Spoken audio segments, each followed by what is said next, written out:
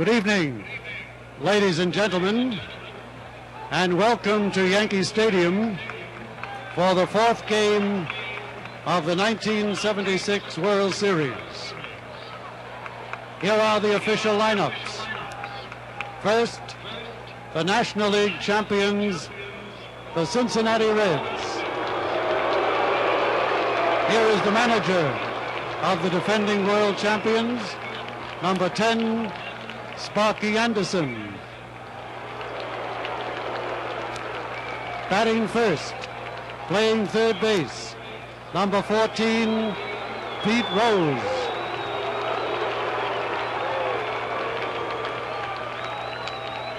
Batting second, in right field, number 30, Ken Griffey. Batting third, playing second base, number 8, Joe Morgan. Batting fourth, playing first base, number 24, Tony Perez. Batting fifth, the designated hitter, number 22, Dan Dreesen. Batting sixth, in left field, number 15, George Foster. Batting seventh, the catcher, number 5, Johnny Bench. Batting eighth, in center field, number 20, Cesar Geronimo. Batting ninth, the shortstop, number 13, Dave Concepcion. And the pitcher, warming up in the bullpen, number 38, Gary Nolan. And now, the rest of the Cincinnati Reds.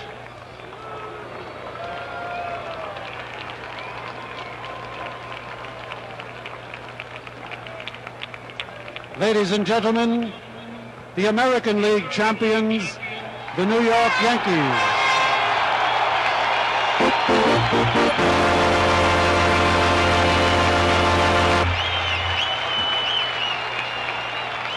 The manager of the American League champions, number 1, Billy Martin. Batting first, in center field, number 17, Mickey Rivers. Batting second, in left field, number 6, Roy White.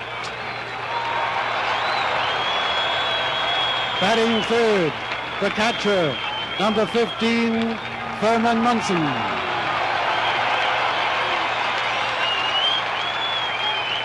Batting fourth, playing first base, number 10, Chris Chambliss. Batting fifth, the designated hitter, number 38, Carlos May. Batting sixth, playing third base, number 9, Greg Nichols. Batting seventh, in right field, number 23, Oscar Gamble.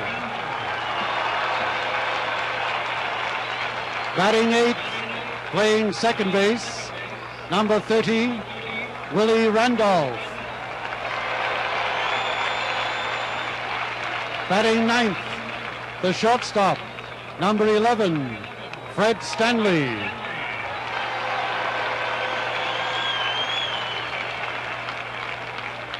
And the pitcher, warming up in the bullpen, Ed Figueroa.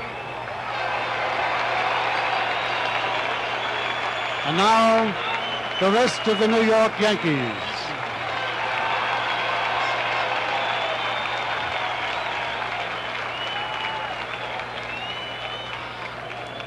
Ladies and gentlemen, will you please rise? Ladies and gentlemen, singing the national anthem tonight is musician seaman Robert B. Johnson of the United States Navy. Seaman Johnson has performed as a guest vocalist with symphony orchestras around the world in his travels with the Navy. He will be assisted tonight by Navy musicians Michael Levy and Chester A. King, both on snare drum. Ladies and gentlemen, now to honor America, our national anthem.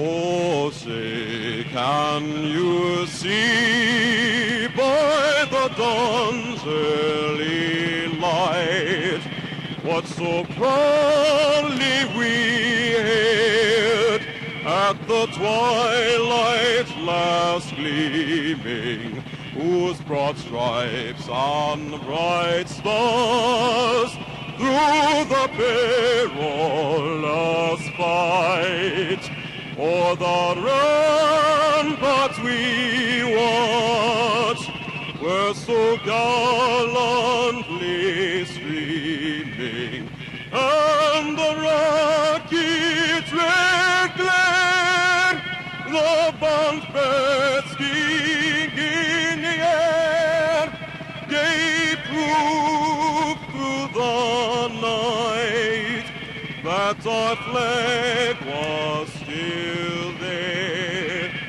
Oh, say does that star-spangled banner yet wave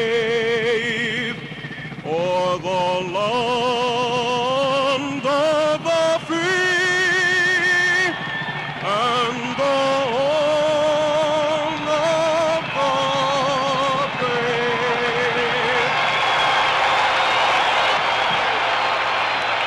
With the helicopter shot and the singing of the national anthem by Seaman Robert B. Johnson, we get ready for baseball at Yankee Stadium. Game number 4 coming up. Ladies and gentlemen, we now direct your attention to Commissioner Kuhn's box, situated at the home plate side of the Yankee dugout, where the first ceremonial pitch will be thrown out by the longtime voice of the New York Yankees, Mel Allen.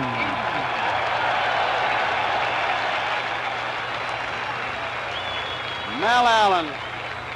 And anyone that ever heard his voice, he could put excitement into just saying hello.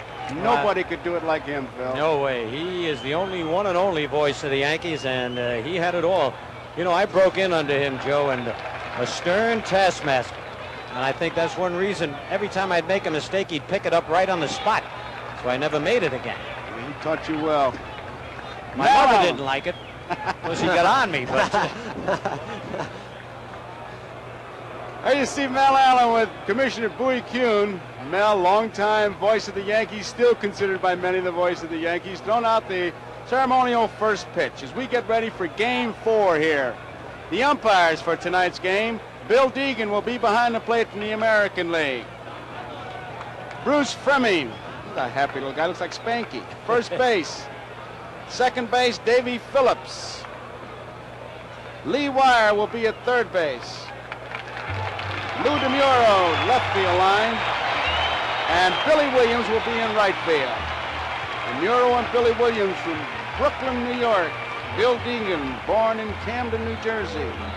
Fleming, Milwaukee. Davy Phillips from St. Louis, Missouri. Lee Wire, Imlay City, Michigan. Boy, they have really spread around, though. Wire's in Decatur, Georgia. DeMuro lives in Tucson. Billy Williams, Belmar, New Jersey. Deegan's in California. Fleming in Brown Deer, Wisconsin. And Davy Phillips, Lake St. Louis. There's Figueroa, who will be the starting pitcher for the Yankees. Figueroa, the top winner for the Yankees this year, might have been the most consistent pitcher all year long. A lot of people ask Billy Martin, why not Holtzman? Why not coming back with Hunter?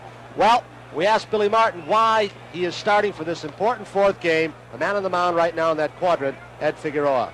Number one, because he deserves to start in the World Series, because he's one of my best pitchers on my staff. If I have to go to the whole bullpen tonight, I will. But Figueroa has done a great job for me, and I'm very proud of him. It was a word he used there that I liked. He deserved to start. He really did, Joe. And I tell you, he had a lot of pressure on him. The last 2 games of the regular season, they televised back to Puerto Rico, and he would have been the first Puerto Rican to have won 20 games in the big leagues. And Tony, he tried too hard. You know what happens when you try too hard. The slider doesn't slide and the curve doesn't break. So I think he's about due. In his last 4 starts, he hasn't won. So I think the averages are in his favor. He last pitched on October 13th. That's the 5th game of the playoffs. He allowed 4 runs, 8 hits, and 7 innings. He also started the 2nd game of the playoffs. He lost 7-2. How about that? Little hex. They're trying to go. Is that a chicken? A rooster? Little voodoo. Somebody threw a rooster out from behind the Reds dugout.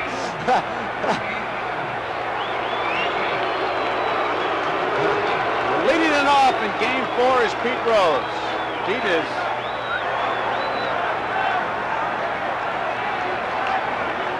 leading it off. Ready to go. Did he bunt? No, says third base umpire Lee Wire. Rose is 2 for 11.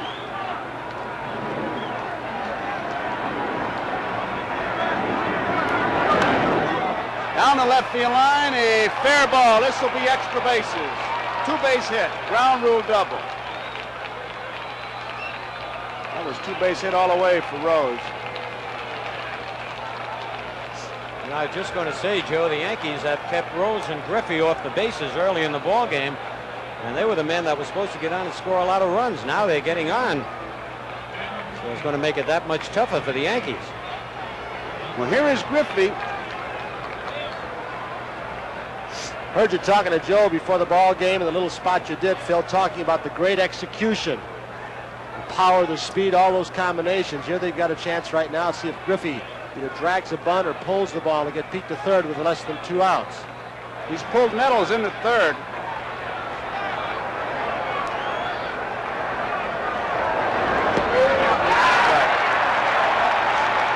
Looked like he was going to bunt on that one.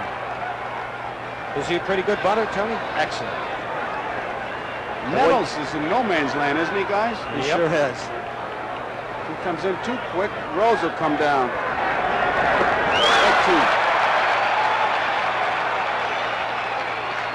He's got that swing, Phil, with his speed. He chops it in the dirt, and he takes off running. We've seen him beat out balls already in this series. You got to play him shallow, and then he hits it by you. This could be a big play in the ball game as far as the Yankees to pick up their morale.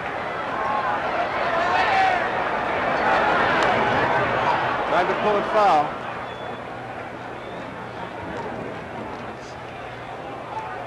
Count remains a strike 2. Front of home plate looks like it's been pretty well soaked with Figueroa pitching, a sinker ball pitcher. If he hits that artificial surface swing, he's liable to get some grub worms there. It's pretty soft.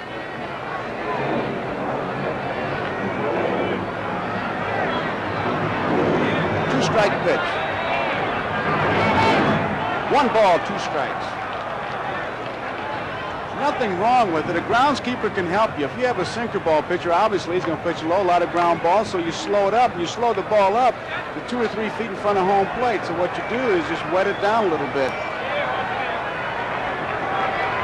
Got a ball club that can bunt. Just put an extra coat on the foul line to hold the ball in. Bouncing ball. Rose is going to go to third. They got a shot. They got him trapped. And now he's motioning for Griffey to move over. They may have a double play. Missed him, but he's out. Out of the baseline. Says the second base umpire, Davey Phillips. And so the Cincinnati Reds, for the first time this series, pulled the rock. There it is. Look at it again. Not too good a base running by Pete Rose. Stanley very alertly gets the runner. Now they do the right thing as opposed to the other day. Look at Pete signaling for Griffey to come over. That's it. One throw, they got him, and they've got Griffey hung up. You know, nobody went over to cover first base had he gone back. He's got 3 feet from the line of the tag there, and he went farther than that. Phillips called him out. Yeah, I tell you, that could pick the Yankees up for the first time in the series. Here is Joe Morgan. Strike one. I tell you, that looked like a fire drill on a rainy day. Everybody was moving. If you're scoring, that play went 6-5-3-4. Rose was trying to coach Griffey to come on over there. The Nettles made the play perfectly. As Tony pointed out, 1 tag, and then they got Griffey. 1 ball and 1 strike. Phil Figueroa, the hardest throw on your staff? Starting pitchers? Oh, yes, absolutely. This year, Catfish was last year, but he didn't have, he had trouble with his arm this year, a little tendonitis. 2 balls, 1 strike, 2 outs, nobody on. Ball game just getting started. Chambliss surrounds it. Takes it himself, and the inning is over. So we go to the bottom half of the first. Cincinnati, nothing. Yankees coming to bat. There you see Gary Nolan, 15-9 in 1976, a 3.46 earned run average. He was 15-9 in 1975. How about his control, Joe? Great control. He's had exceptional control in each of the last 2 seasons, leading the regular National League starters each year with an average of only 1.2 walks per 9 innings. Even better average in 1976. Only 27 base on balls, including 3 intentional in 239 innings. And here comes Rose in again, moving in closer. He's closer than ever. He really is.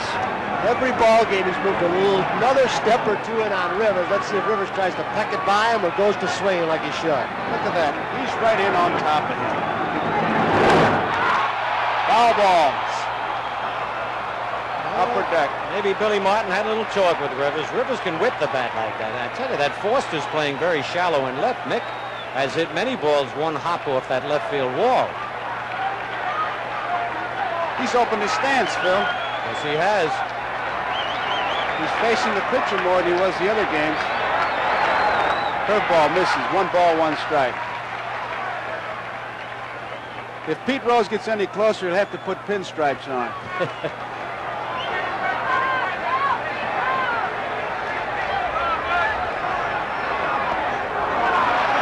2 balls and 1 strike. I'll tell you something. Watching him play that close, you either have to have a lot of confidence or a good insurance man. Look at him. No way a line drive that he can protect himself if it's right at him.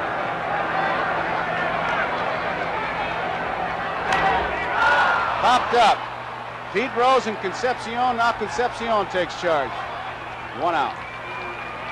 This telecast is authorized under television rights granted by Major League Baseball solely for the entertainment of our audience, and any publication, reproduction, retransmission for commercial or other use of the pictures, descriptions, and accounts of this game without the express written consent of Major League Baseball is prohibited.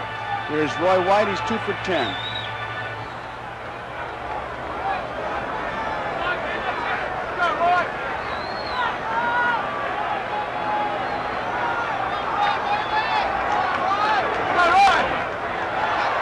Joe Morgan bobbles it in time. 2 up, 2 down. That statistic we showed you earlier really tells a story. As a team, the Yankees are hitting .222, the Cincinnati Reds .327. Thurman Munson. Munson is 5 for 13. He has 5 hits. Chambliss has 4. 2 leading hitters. No score, bottom of the first.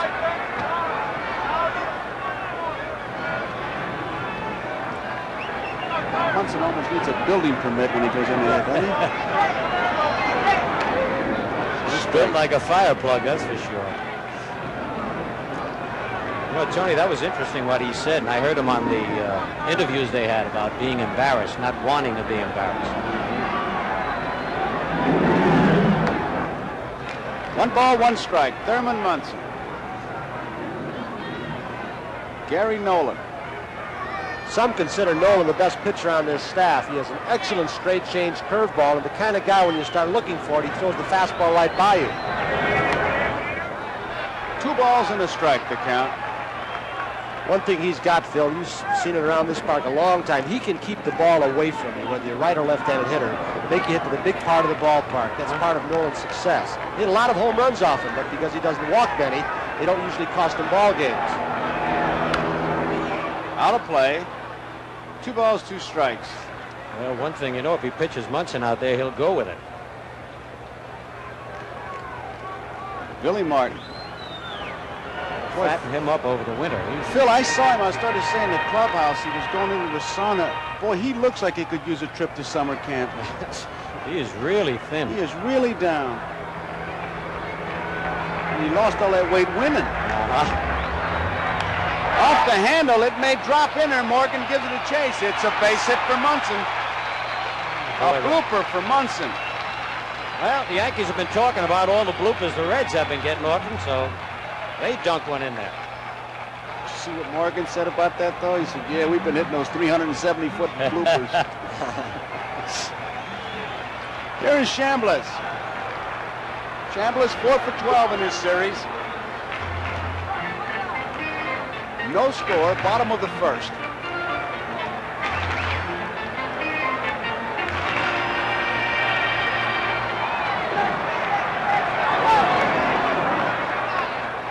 Ball 1. The Yankees have been looking for somebody to pop one early to get them out ahead in one of these ball games. Give their pitchers a little break. Not so much pressure on their defense either.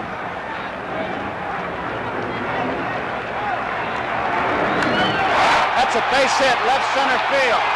Munson is rounding second. He's digging hard. They're going to try to score him. Here comes the throw. 1-0 New York. I tell you, this is a different ball game. This is the way the Yankees played all year.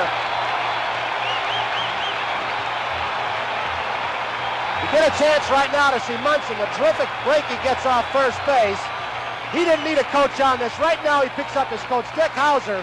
Geronimo, in spite of his strong arm, did not give Davey Concepcion a good relay throw. It was a hopper to him. Here comes Geronimo's throw. Look at that. Geronimo's arm's usually stronger than that. A little bit offline, setting up on that cutoff play. They took the indirect route, Phil. Yep. Good hustle by Thurman. The Yankees, for the first time in this series, have taken the lead 1-0. Chambliss is on at second with the double, and Carlos May is the batter. May is 0 for 6.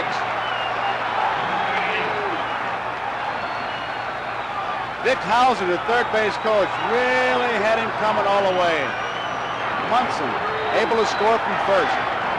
Not many catchers can do that.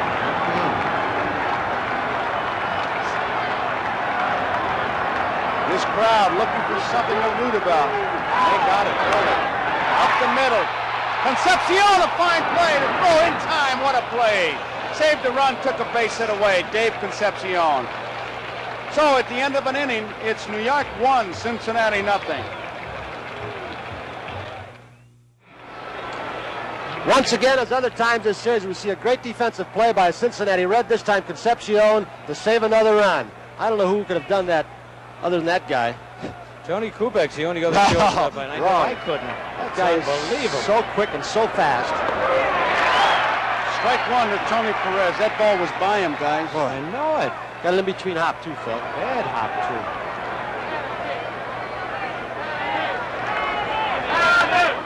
Off the handle, Chambliss will take it himself. Out number 1. Both of you guys could have made that play. I mean, we'll forget the humility. But what I want to ask you is, when a ball like that, you figure you got a chance, or you just going to go all out? You got to go all out because, as Tony said, he was playing Carlos May straight away, which made it more unbelievable. And then to get the in-between hop, and you got to have a strong arm to throw him out. One thing you're thinking of also, with a man in scoring position, I've got to at least knock the ball down when he's at second base. Keep the ball from going to the outfield. Down further to make the play. Save the run. New York leading 1-0. Dan Dreesen, who was 5 for 11. Left field, Roy White coming in. 2 outs. That wind is playing tricks with that ball high in the air.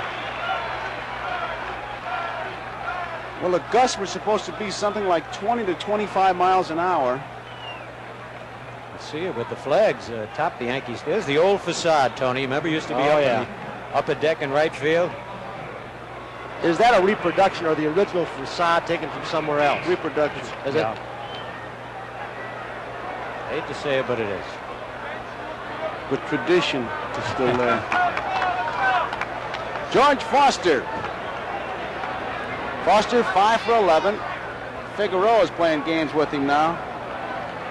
Foster's driven in 3 runs. The Reds have scored in first or second inning of every game.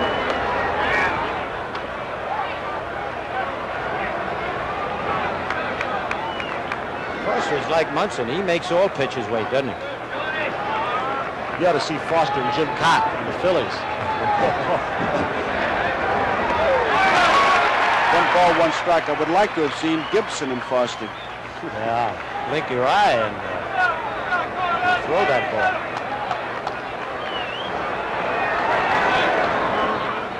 Two balls and a strike.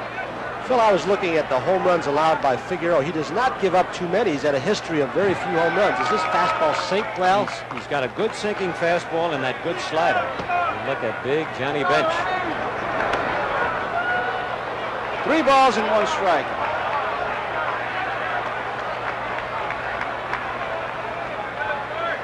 Sure, you said big Johnny Bench. He's going to do a benefit with Bob Hope. We'll tell you about it a little bit later on, more about it, but he's going to sing Big Bad Leroy Brown. That's his hit song. Gotta hear that.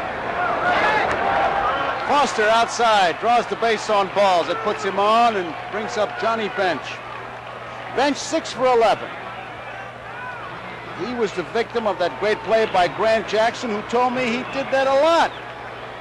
No. That's what he said. I started laughing. He said he caught one in the back of his knee off Perez, a line drive, just where his knee bends. He said the ball stuck there.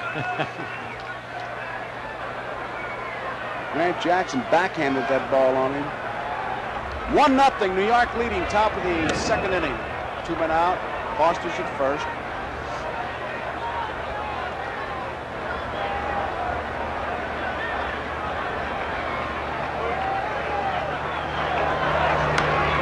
Fouled out of play.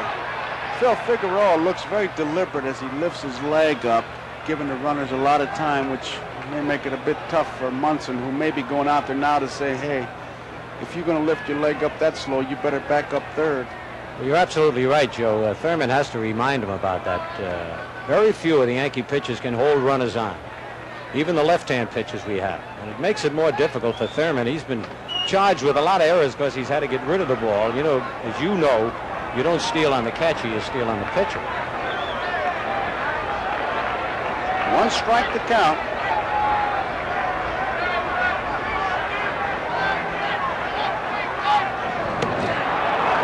Very close. He's quick to first. He went back in there standing up.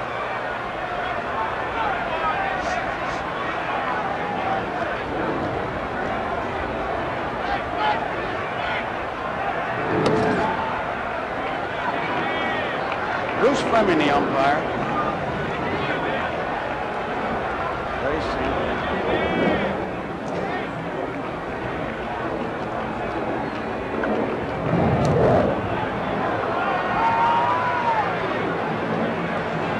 A couple guys on the bench watching all of this in the dugout at third base, and that's Morgan, Concepcion, and Griffey. They want to see a few moves over to first base. They want to try and pick something up in the event they get on during this ball game. They don't miss much. There you see Rose and Perez.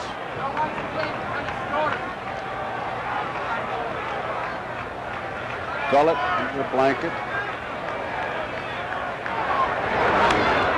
Fouled out of play.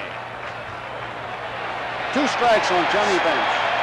Joe and Phil, that was one of the big things. I had a chance to glance briefly at the Cincinnati report, and one of the big things they had was they timed every pitcher on the Yankee staff, how quickly he gets rid of the ball on the home plate, what his leg kick was going home, what was the first movement he made going to first base. And it's the most detailed thing. It goes with 6 pages on that. That's evaluating these guys. There he goes. Pitch out. They should get him. They got him. Munson, big pitch is out. Randolph covering, Foster's out. We go to the bottom of the second. New York 1, Cincinnati nothing as we look at City Hall. A beautiful shot. It's not luck when you pitch out. You have to know something and get a good ball to handle. Munson does, eye level, and he's in perfect position to get rid of that ball. He was perfectly balanced. Watch Randolph. Now, for a rookie, this kid, right in front of the bag. He's got to tag him before his foot hits the bag. And I tell you, for a rookie, that kid does it all. It's a good play. Here's Greg Nettles. New York leading 1-0. We're in the bottom of the second. We take a look at a beautiful shot from the helicopter live, Yankee Stadium. Game 4, Cincinnati, 3-0. They trail 1-0 in this game. One strike on Nettles. He's 1 for 9. Out of play. He's following the first 2 pitches to Nettles, throwing changeups as Zachary did to the left-handed hitters. I tell you, Nettles kind of lulls you to sleep. He is not a streaky hitter in the sense that he hits in a lot of games in a row, but when he gets hot in one game, he has really helped the Yankees. 1 ball, 2 strikes. Geronimo in center field really doesn't play that far over in right center for Nettles. There you see him.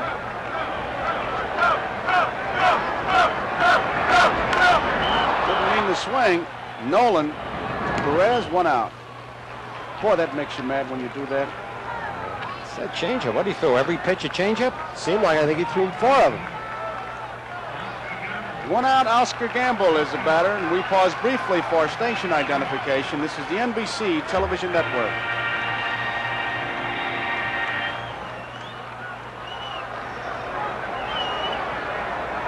Gamble, 1 for 4.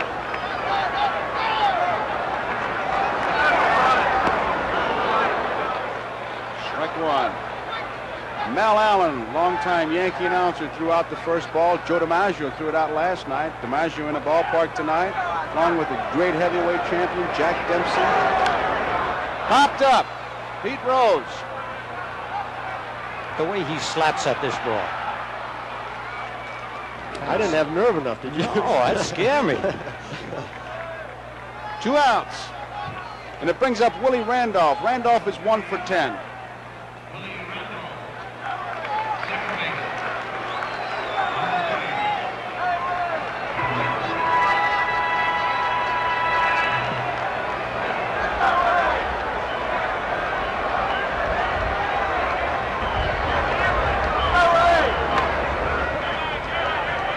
Ball 1. Well, Joe, this kid had a great shot of being the Rookie of the Year. Then he was hurt 3 different times.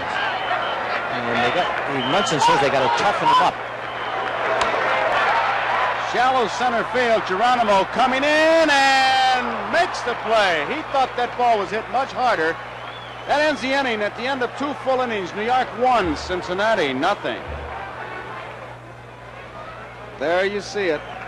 If you've ever been in New York, our helicopter is coming from the south towards Yankee Stadium. Beautiful sight. Here, Johnny Bench.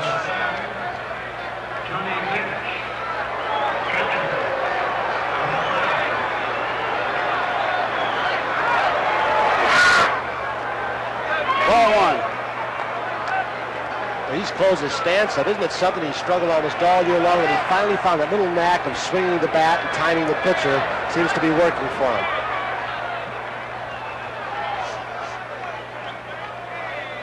You know, I think that's great when you can adjust, when you're having a bad year and you try something different.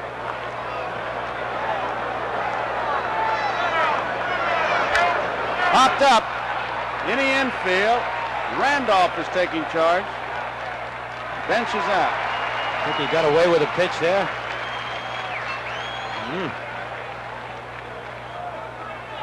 Brings up Geronimo. Geronimo is 2 for 9 in the series. Reds opened up with a double, and then Griffey bounced one to the shortstop Stanley, and in a rundown, they tagged out Rose and Griffey for a double play, and Morgan ended the inning by grounding out. Yankees scored their run in the first, a single by Munson, a double by Chambliss, as Geronimo swings and misses.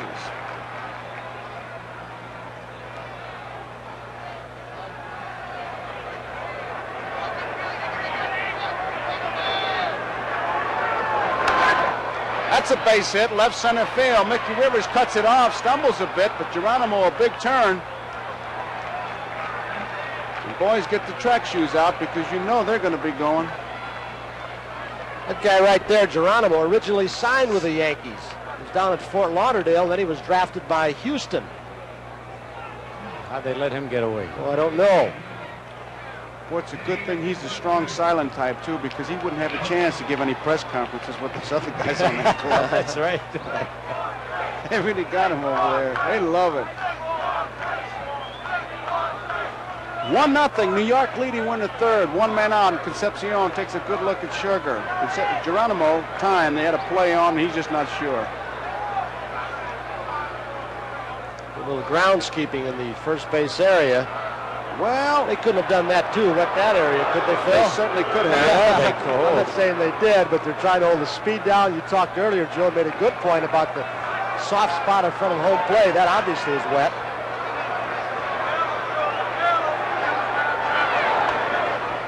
Ball one. I tell you, your groundskeeper is the 10th man in the lineup. It's Bossers, Gene Bossert over at Chicago. If he could put quicksand down there, he'd put it down. You'd lose 2 or 3 infielders during the course of the game. Just can't get the footing. There's a strike. Many different things you can do. You can slope the foul lines. You can put an extra coat on the foul lines. You can let the grass grow high. You can soften in front of the plate. You can soften in front of the first base where they get their leads. A million things you can do. He's got a big lead. 2 balls and 1 strike. If I had to pick a pitch, I'd pick it right here. Got to say he's going. Be a gutsy call for a pitch out, yeah. Munson's in the box. You can't call a pitch out. There he goes. Here's the throw. Not in time. Boy, I tell you, you sit back there sometimes and you're dying. You know the guy's going. You can't do anything about it. It's an excellent job. Figueroa never gave Munson a chance. Stanley was covering this time, thinking Davey was going the opposite way. He beat the pitcher that time, Phil. Oh, absolutely. That's, as Joe mentioned, Figueroa lifts that leg up and hesitates. And Munson had to get rid of it too quickly. I think a real good throw would have gotten him, Tony. Could have been close. But when you have to get rid of it so fast, you got to give up accuracy. You throw it in hope. That's a 6th steal for the Reds. 9 attempts. 1 man out. 3-1 to count. Out of play. Would you have ever pitched out in a situation like that, Joe? Only if the manager would let me and tell me. I would look over and ask him, can I pitch out? Because I tell you, if he doesn't run and the pitcher loses the game, he'll blame it on that pitch out. That you threw his rhythm off and all that. The worst thing you can do is call a pitch out. The only guy give you a lot of back, and he's listening tonight, is DeRocher. DeRocher was good to catchers.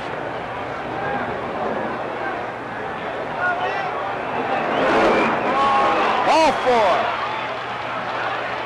You need a lot of support from the manager when you call a pitch out 2 balls and a strike. Does Billy call most of them on this ball club? Yes, he does. He does. A lot of managers, when you look over there, they're at the water cooler. Not Billy. No, he's in every pitch. There you see Billy Martin on the Yankee bench. Cincinnati with a threat. Geronimo is on at second. Sparky Anderson. Joe Morgan. Pete Rose, who doubled his first time up. 1 man out. Right.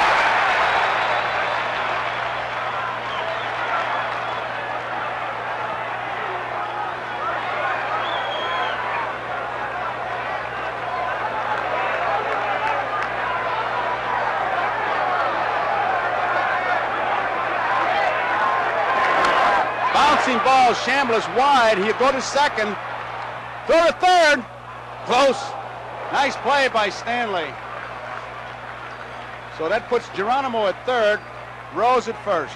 Here it is again, Phil, and I got to ask you, did you ever get a guy at third base on this play? I tried it several times, never could get somebody. Yeah, I got a couple of guys, Tony, but they were taking that big turn, which you have to do. You know, that was a good play by Chambliss, too. I didn't think he was going to go with that runner going, and a big lead Concepcion had at first base. 2 men out. Geronimo is at third. Rose is at first. New York leading 1-0 when the top of the third. Ken Griffey, the batter.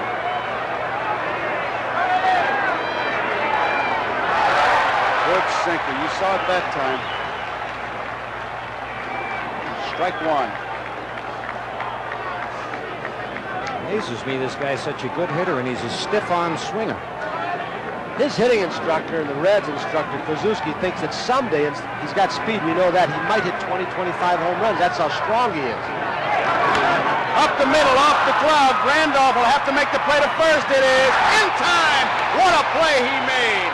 1-4-3 if you're scoring. I didn't think they could get Griffey, but they did. Bottom of the third, 1-0 New York.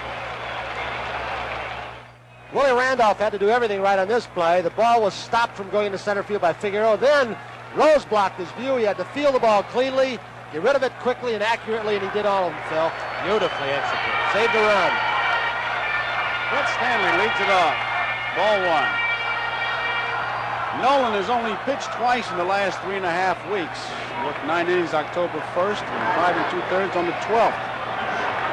Trailing by a run. Ball two.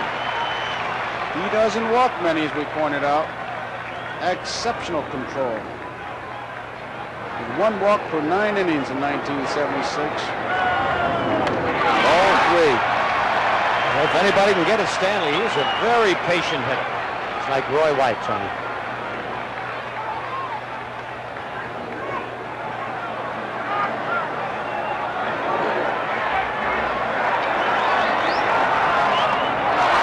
Ball four. Stanley draws the walk.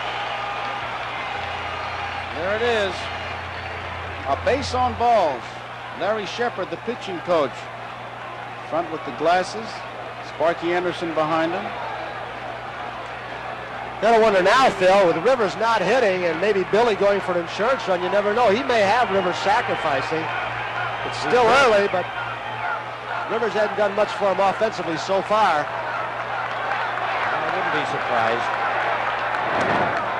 You'd have to bunt for me. How about you? Oh, yes, absolutely. Although Mickey's tough to double. I think only once all year he's hit into a double play on the ground.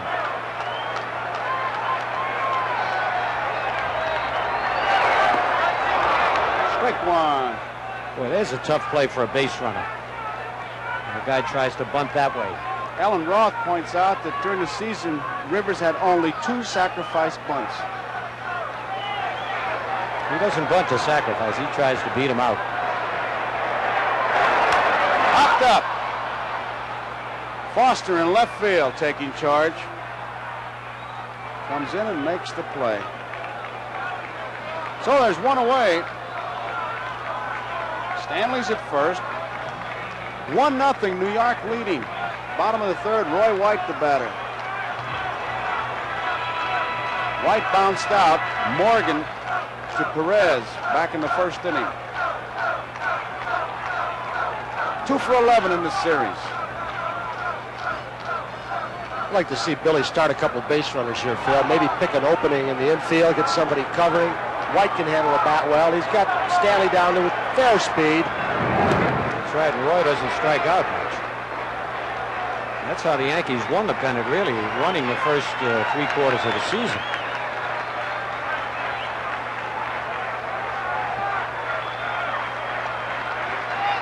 You know Nolan's going to be around the plate. He rarely walks anybody. It should be near the strike zone. Strike one. Fastball on the outside corner. Gary Nolan.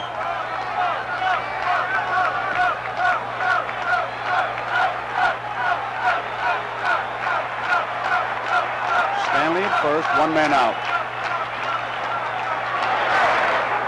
1 ball, 1 strike. Dick Hauser coaches at third.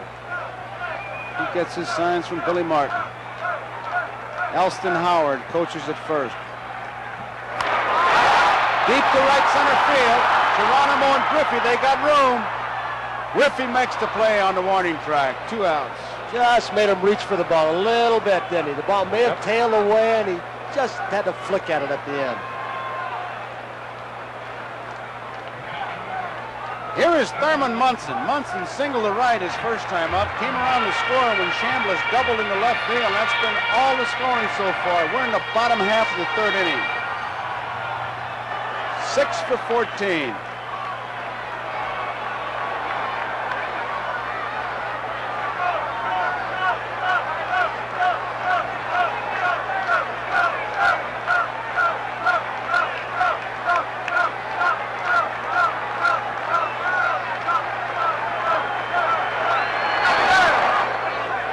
Ball 1. Munson now has a 13-game hitting streak. He hit in the last 4 games of the regular season and 9 postseason games. Looking at the box scores or my scorecards of the previous 3 games, they've given him very little to pull. Everything's been away, been hitting center field and mostly right field, keeping it away on him. When they go inside, they waste it inside out of the strike zone. 1 ball, 1 strike, 2 outs.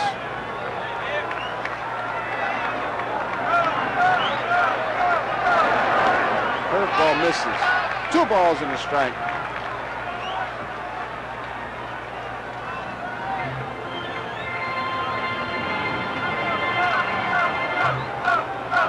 New York 1, Cincinnati nothing, bottom of the 3rd.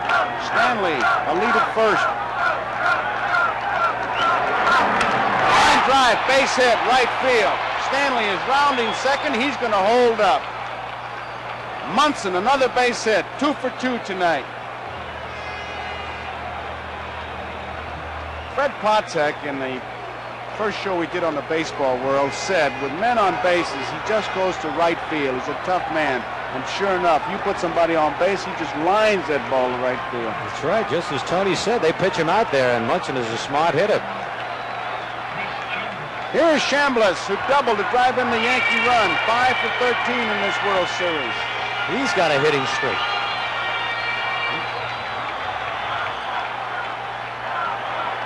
A 17-game hitting streak, Phil. There's a strike. Let's not cheat him, Joe. Look, tonight he's got an 18-game hitting streak. What Italian teaches another how to add, right? He always was a better counter than me. Oh, he had a good cut, but he fouls it off. Strike 2. You know the amazing thing about Mr. Rizzuto, he does that from memory, the son of a gun. They got it all right up there. He does. You look at his scorecard. G-O, F-O, W-L, which means wasn't looking.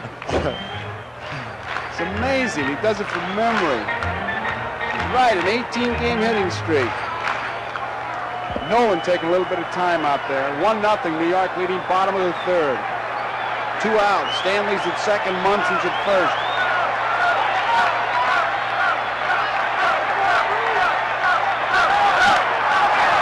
Joe Morgan bobbles the ball. Everybody's safe. Throw to third. Can't have him. Just did get back.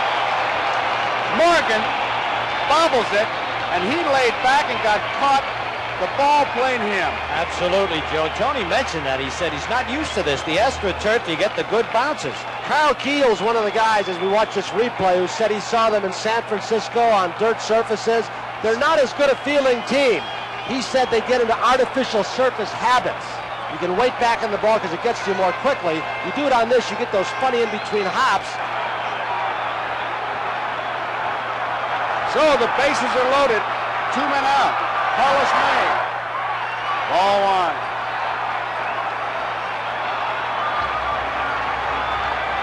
Stanley's at third. Munson is at second. Chambliss is at first. Yankees have had situations similar to this before in this World Series. They haven't been able to get that big base hit with minute scoring position with 2 outs to keep a rally going. Ball 2.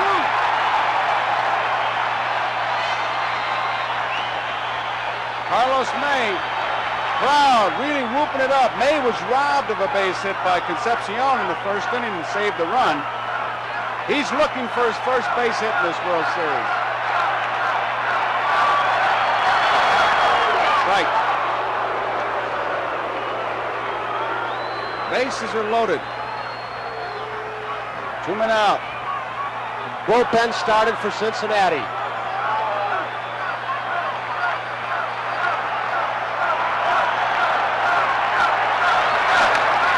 Line drive, left field. Foster's there. Makes the play, and that ends the inning. So as we complete 3 innings, New York 1. As we look at Carnegie Hall, Cincinnati nothing. As we look live at a beautiful sight, Empire State Building, right smack dab in the middle of beautiful New York. Bring you the local boy, the scooter, Phil Rizzuto. Yep. Pretty soon we'll be seeing King Kong again up on the Empire State Building. They're bringing that movie back. Smearing it with bananas, huh? Yeah. All right, here's Joe Morgan ready to lead off. Joe bounced out to first his first time up.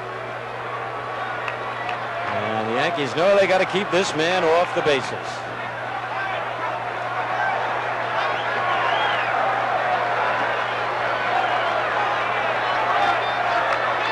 1-0, the Yankees lead. Strike one.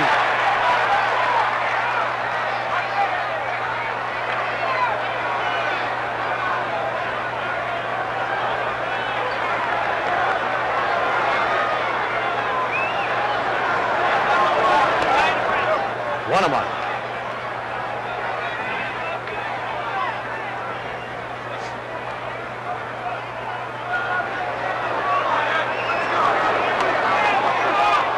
Inside, 2 balls and a strike.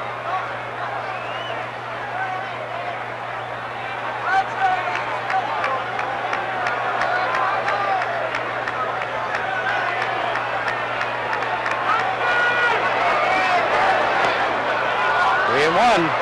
When we see that shot right there of how well he controls the strike zone, I know I've said it before, but Cecil Upshaw has the best description. His eyeballs are just not that far from the ball, even on the low pitch.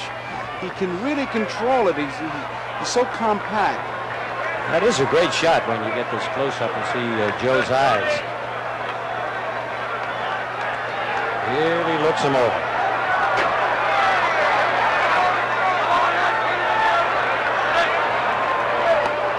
Well, he's on, and now the Yankees.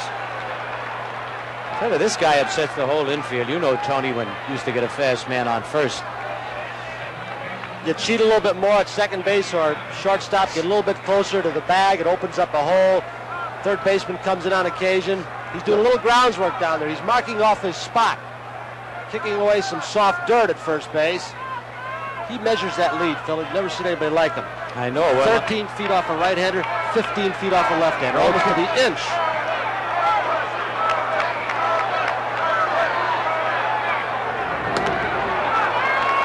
You're always got to do that.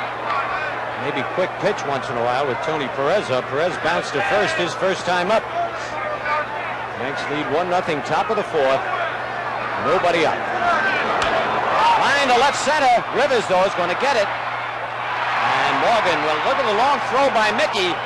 That's the best, almost over the head of Chandler. That's the best throw Rivers has made all year.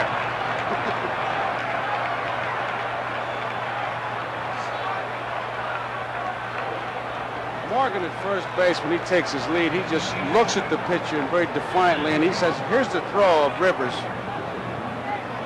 Even he uncorked it.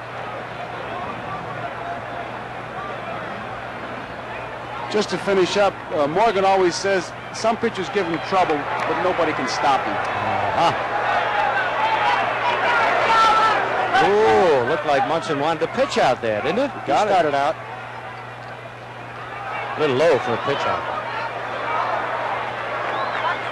Dreesen flied to left field his first time. And Morgan, if he's going to steal, will steal with that left-hand batter up there. There he goes. And Munson doesn't even throw, and it's a good thing he didn't. What a jump he had.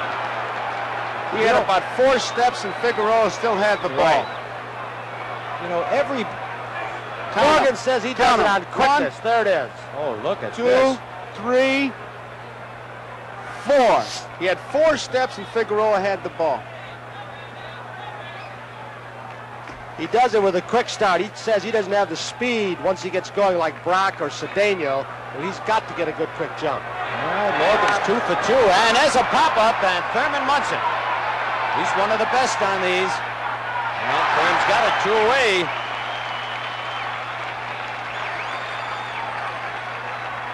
And Morgan, 2 out of 2 in stolen bases, but there are 2 out now. And George Foster, who walked and was caught stealing in the 2nd inning.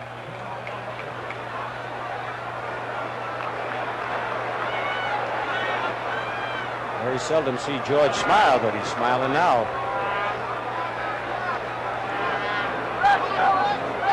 Tell me, this guy's really built. Power, speed. He's about the most low-key guy you'll ever meet. Ball 1. 30-inch waist. Oh, it's like Charlie Keller. I think I was in the 4th grade the last time I had a 30-inch waist.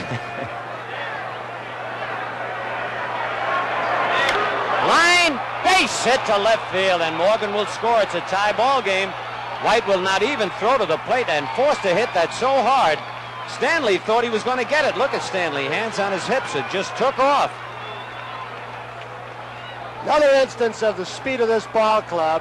White doesn't even try, so they've cut off a run defensively when Concepcion made a good play.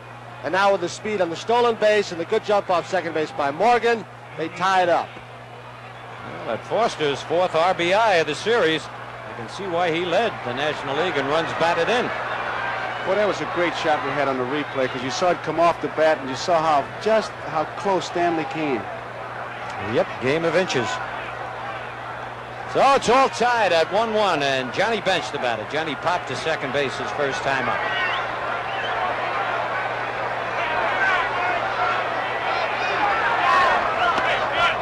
Ball 1. Well, Joe Morgan stole a run there with the help of a base hit by Foster. It's got to be frustrating to a catcher, Joe, like Munson, when a guy like that gets a break. Just wish you had a police whistle and pull him over and check his driver's license. The only way you're going to stop him.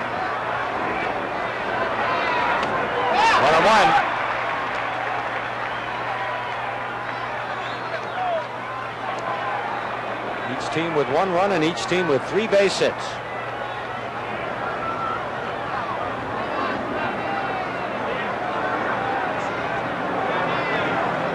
Oh, that's gone if it's fair. Hit the screen for a home run. Johnny Bench has just put the Reds out in front 3-1. And Figueroa got that ball where I thought was a good spot, up and in. And as Tony said, Bench's new style of aiming that bat at the pitcher, he timed it beautifully.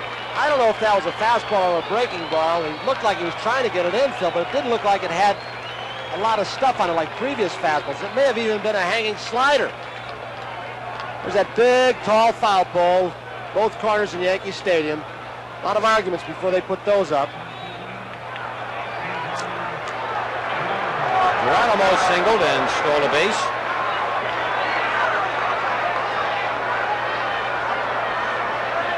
Oh, quickly the Reds are out in front 3-1. 1-1.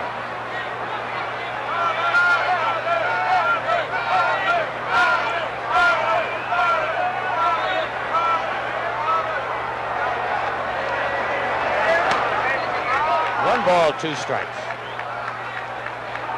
Joe DeRocio and Cary Grant, gray-haired gentlemen.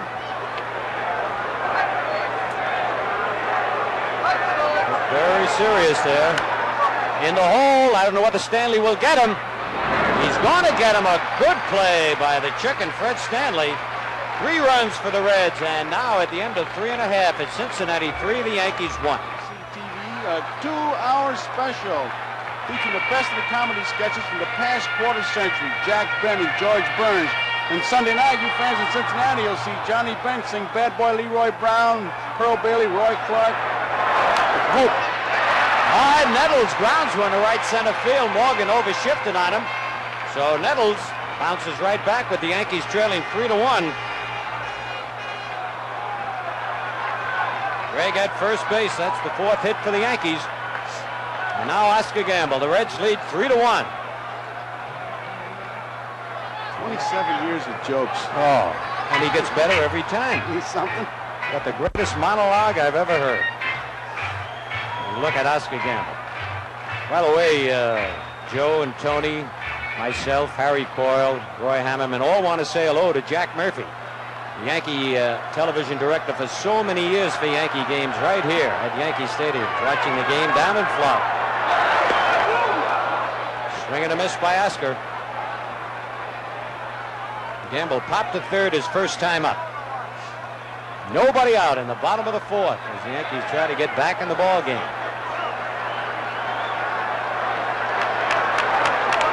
Bouncer.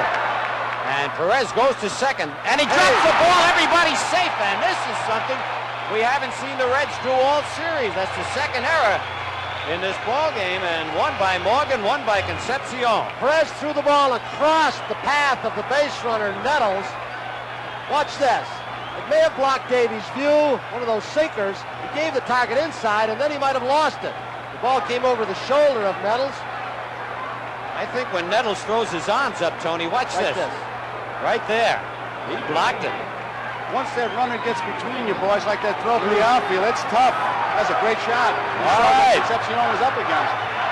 Now Willie Randolph. Let's see if Billy Martin has them bunting here. Nobody out. Willie, an excellent bunter. He fly to center his first time up. Nope, hitting away on that pitch. It's low ball 1. Rose is not in at third. He's barely in on the infield grass. There's Pete. Concepcion and Morgan have shortened up. Nobody out. 1-1.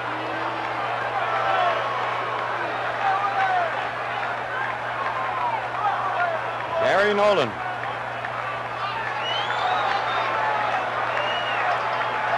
Barbone and Billingham. Billingham is the man closest to him. Look Oh, they out. got Nettles picked off. And got him at third base, and for some reason Nettles did not slide. I think he would have been safe if he'd have slid. You're right, Phil. If he had gotten down, Pete Rose is standing straight up.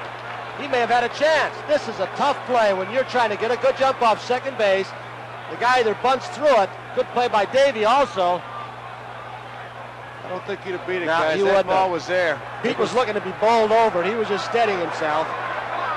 Pete was ready for a 3rd and 2 play. Right. Yep. Well, Willie Randolph having his problems. 2 for 17 in the playoffs and 1 for 11 in the series. And they called that pitch a strike, so there's 1 out. Strike 3. That ball had to just nip the corner. And Randolph called out, and quickly there are 2 outs now. Breaking ball. Here it is. Where he caught it, it wasn't a strike, but where it crossed the plate, it probably was. Last 2 innings, for the first time in the series, Cincinnati's given some things to the Yankees they haven't taken advantage of. Nope. Fred Stanley, who walked, takes a ball. If they put a string on every gift, they give it to you and they take it away. They give you an air, zip, they pick you off. Yeah. They gave you an air last night, Zachary picks Rivers off. They got every gift tied onto a string. It's a right field, but right there is Griffey and makes the catch. So nothing across, and at the end of 4 innings, it's the Reds 3, the Yankees 1. The preceding message was furnished by Major League Baseball. I never saw one like that. Field hates Pete Rose. Passaic loves him. Concepcion wants Deegan to look at the umpire at the ball. On deck, Pete Rose.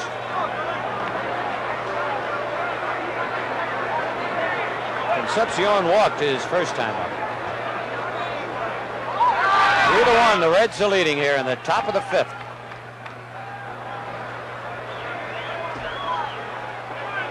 First 3 games, the Yankees didn't get any breaks here. They've had 2 or 3 breaks, but haven't been able to take advantage of it.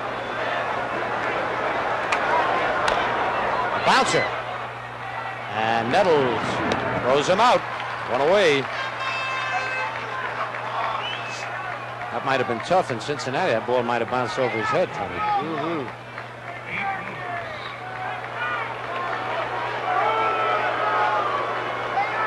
Pete has doubled a left and bounced into a force play.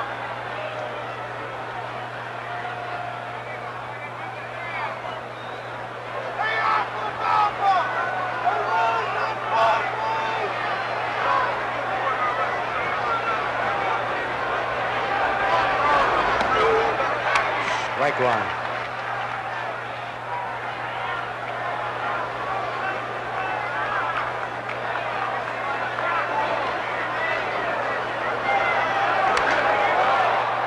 Left field, and Roy White is there. It's 2 away. Tough left field there at the stadium, but Roy plays it very well. And now Ken Griffey. Bounced into a very unusual double play as we look at that big left field area out there that Roy has to cover. And then was thrown out on a good play. Smash off Figueroa's glove, and Randolph threw him out. Strike one.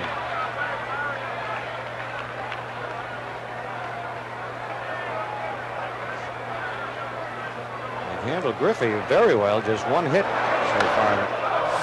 Whoa! Back in the crowd. 0-2.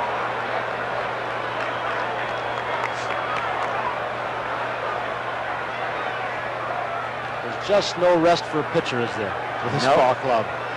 With the DH, 9 hitters, 9 runners. Yeah, look like 0-2. Fouled the changeup back into the crowd.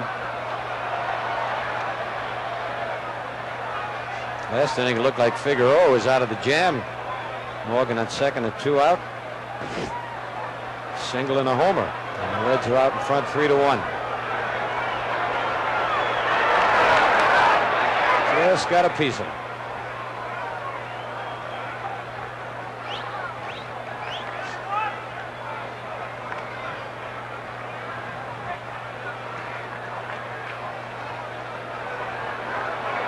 Two out, nobody on.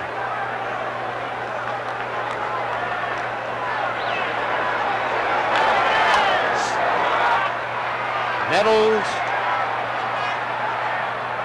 makes the catch. So they're down in order, and now at the end of 4.5, it's the Reds 3 and the Yankees 1. There you see Robert L. Hausum, the president of the Cincinnati Reds. Next to him is Mr. Lewis Nippert, who is chairman. I'll say one thing for old Bob. The weatherman said it was 51 degrees. You couldn't prove it by him. All right, Mickey Rivers to lead it off. Mick has popped to short, fly to left. Cincinnati gave the Yankees 2 big breaks in the 3rd and 4th inning. Oh, he fooled them on that change. It's unbelievable that Rose can take that bat away from Rivers the way he's done this whole series. Gonna have to put blinkers on Mickey so he doesn't look at Rose. Tried to slap that by him, and it was in on him. He's just made him change his hitting style completely, hasn't he? Just forced him into it, psyched him out. Well, Pete's laughing. He knows it. He's gotten away with it for the whole series.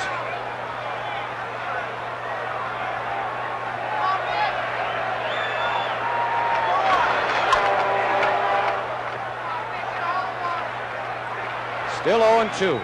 They know Rivers swings at a lot of bad pitches. In the scouting report, they said throw him some change-ups, make sure they're bad pitches. He'll go after almost anything near the strike zone. And this kid could hit 340, 350 if he laid off bad pitches. Yeah, absolutely. Yeah, there's a little looper that's going to drop in. How do you like that? Tell you, the Yankees getting every break imaginable tonight, but they've got to take advantage of it sooner or later. Yankees have had 3 bloopers tonight. Straight change of pace. Rivers fooled, but he had enough left to just dink it out in right center field, or right field. All right, Roy White has bounced to second and fly to right.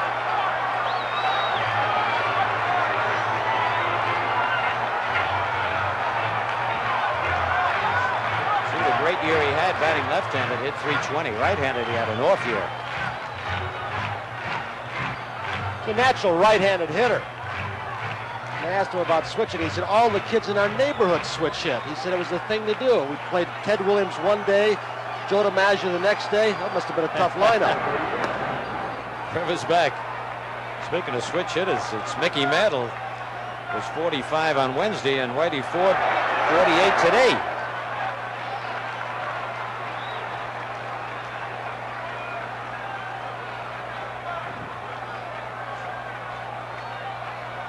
One ball on Roy White. Nobody out. Reds lead 3-1 here in the bottom of the fifth. 1-1. I don't think Nolan throws anything down the heart of the plate. Quite a story, Phil. A couple of years ago, they thought he might never pitch again. Something troubling his right shoulder. They say every ball game the last year and a half, he's gotten a little bit faster.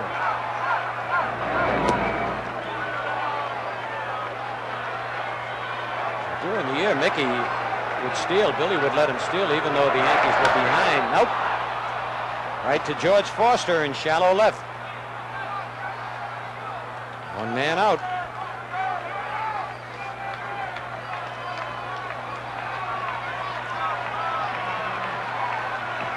Well, that'll bring up Thurman Munson. I tell you, he and Chambliss have been doing it all for the Yankees in this series. 2 for 2 in this game. I scored the Yankees' only run. That was back in the first inning.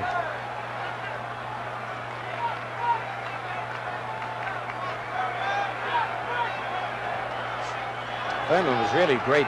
They interviewed him for about 45 minutes. Reporters throwing all kinds of questions at him.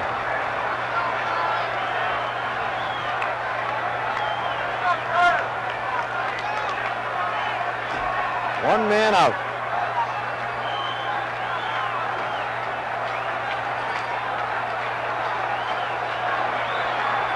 There goes Rivers. Oh no, Mickey that time really got a running jump, and I tell you, Nolan never came to a stop that time. He came down and pitched right away.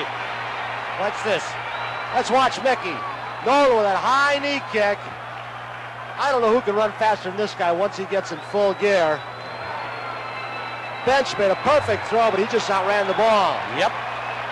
Here he comes right at you. This is what you'd see if you're taking the throw down at second base. With that first shot that we had, you could count the steps, and you can't give the guy 4 steps and still hold the ball and throw him out. Even Johnny Bench can't do that. And that was the first Yankee steal of the series.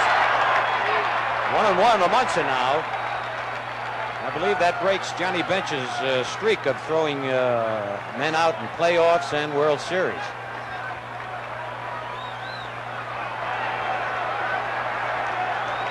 First steal in 26 consecutive games. Post-season game. All right, 1 out. 3-1. The Reds are leading here in the bottom of the fifth. And Munson gets another base hit. And Rivers will score. It is 3-2. And Munson has, along with Chambliss, been the whole Yankee attack. Thurman Munson has got that golden bat tonight. Joe Morgan, Phil, very mad at himself. He was kicking the dirt. He took a couple of steps to his left just as the ball was pitched. Gary Nolan got a little too much of the plate. Munson hit it up the middle.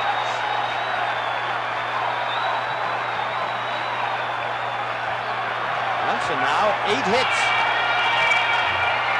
and 16 at bats. There it is, 3-2 Cincinnati, and Chris Chambliss, who doubled a drive in Munson in the first and reached on an error in the third. 1 out. On line to left center field, but Foster's right there. Boy, did they play him perfectly. 2 out.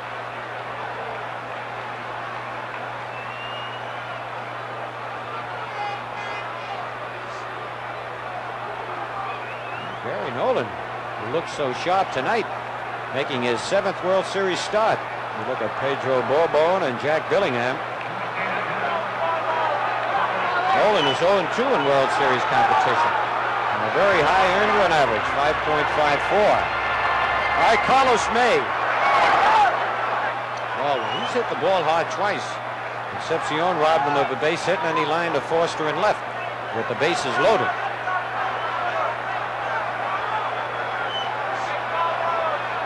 Munson's a pretty good base runner if Billy wants to turn him loose. Right at Morgan.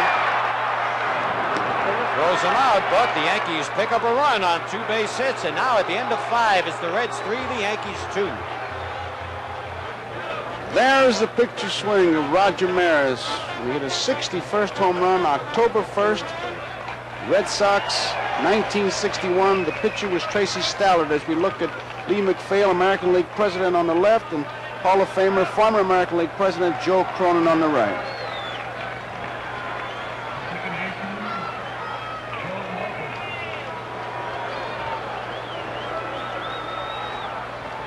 It's the Red bullpen.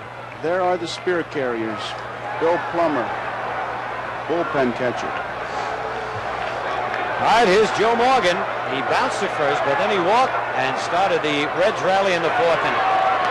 Strike 1. Stole a base. Scored on a 2-out single by Foster.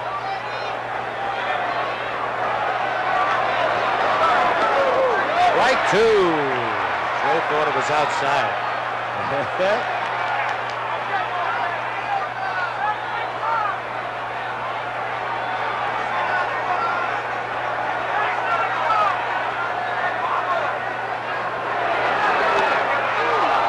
Just missed a ball and 2 strikes. We're in the top of the 6th. Reds 3, Yankees 2.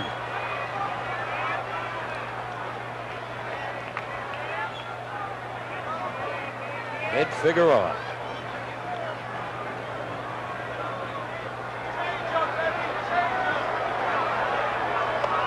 Two and 2. That'll throw the fastball by him.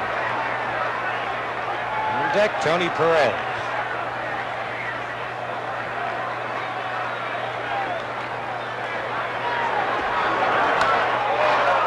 Off the glove of Stanley. Just got a piece of it.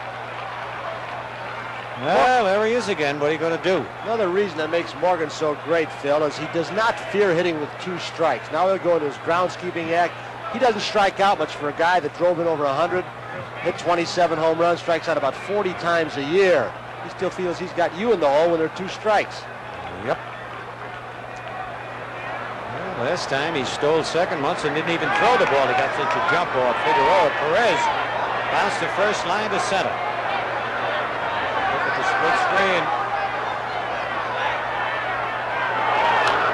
And a bounce to the third. Nettles has to go to first. That Morgan. 9 out of 10 other plays you could get at second.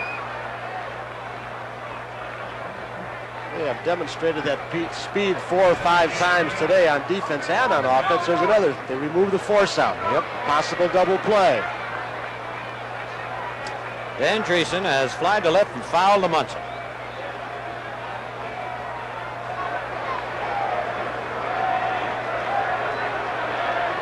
One man out in the top of the 6th. It's the Reds 3 and the Yankees 2.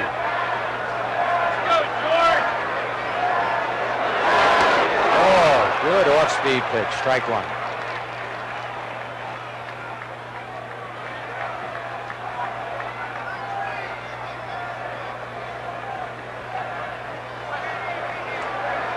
Better keep your eye on Morgan.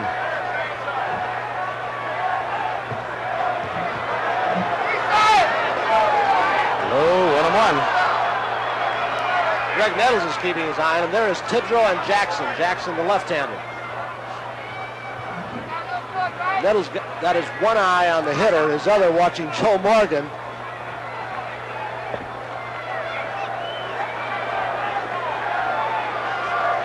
Morgan to keep talking and then take off. Good pitch. All in 2 strikes.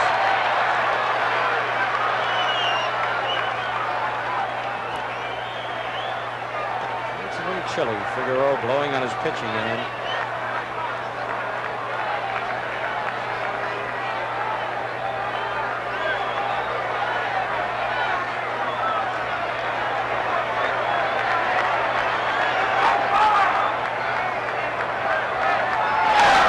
And he got him on that off-speed pitch. Jolie threw to him, and Randolph will make the play. 2 out. Willie Martin coming out to the mound. He might be going with first base open to ask him, who do you prefer to pitch to, Foster or Bench? Oh, what a choice. Some choice to make. How about going beyond them? maybe Geronimo. Yeah, no, forget that too. 25 Grant Jackson. What a job he's done for the Yankees. Billy Martin. What a series that was, Tony. Well, you were in that, weren't you? And he had his 12 hits. No, I missed that. No, that was before me. Well, that's right. McDougal was playing short in that series. What am I talking about? I was playing short in that series. 1953. I was still around. What a memory. All right, Morgan at second. You're bragging about your great mind. Time flies by so fast.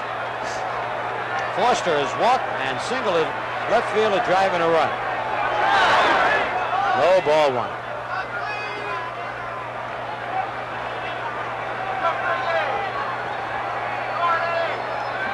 Let's see what Billy Martin told Figueroa.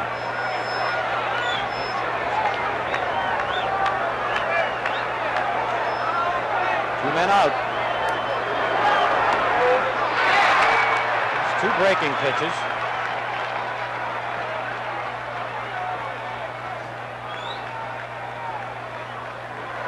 Three to 2, the Reds lead here in the top of the 6th.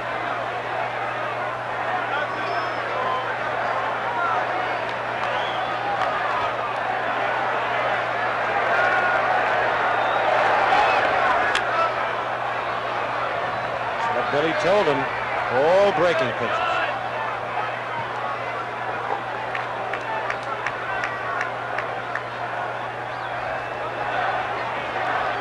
Morgan has his sliding gloves on. Oh, that's good. Look at Foster. He didn't think that was a strike. 2 and 2.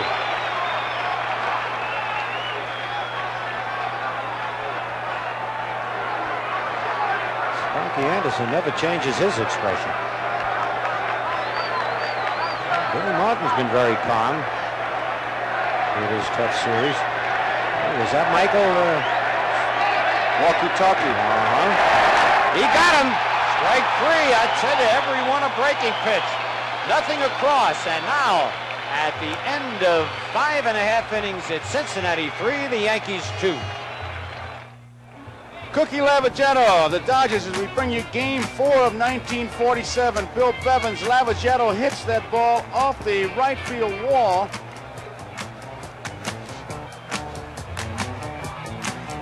Eddie Mixon scores. Larry Getz behind the plate. Look at him almost dusting the plate off. 1947. It broke up the no-hitter, and the Dodgers won the game. A great moment. 1947, Game 4. What about 1946, Game 4? You remember that one. It's on the board here in Yankee Stadium. Whitey Karowski, Enos Slaughter, Joe Garagiola. 4 hits. Look at that, folks. Boy. Freeze frame that and keep it up there for a while. You know, getting back to that Cookie Lavagetto, there very few people knew Bevins had a no-hitter because he had walked 11 men in that game. He had like 2 infielders out there all the time. Yep. Everybody on base. Hey, speaking of saying hello, Joe McCarthy, my first manager in the big leagues, and what a great manager he was to the Yankees. He's watching the game in Tonawanda, just outside of Buffalo. What a nice man. Nettles has hit to the box single and then was picked off second. Yankees trailed 3 to 2 in the bottom of the 6th.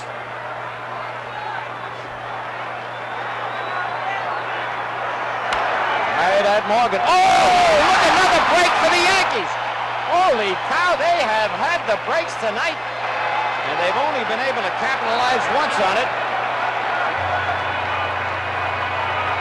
Joe charged this one, but he had no chance. Ball took that bad hop.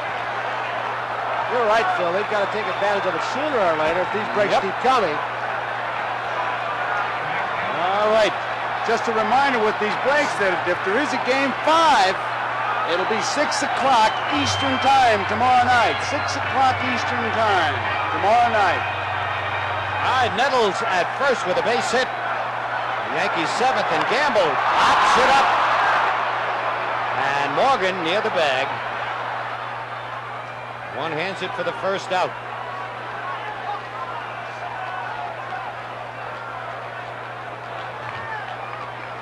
was wrong. Bill Bevins walked only 10 men in that ball game.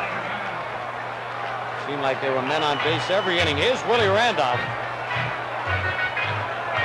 Willie came up in the 4th inning with runners at first and second, nobody out.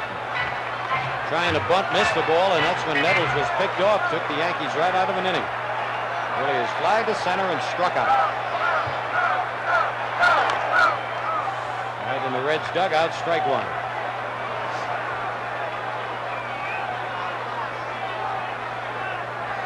As we mentioned before, the Yankees will, Billy Martin will hit and run a lot with Nettles at first and Randolph up. Yankees have not been doing much running in the ball game.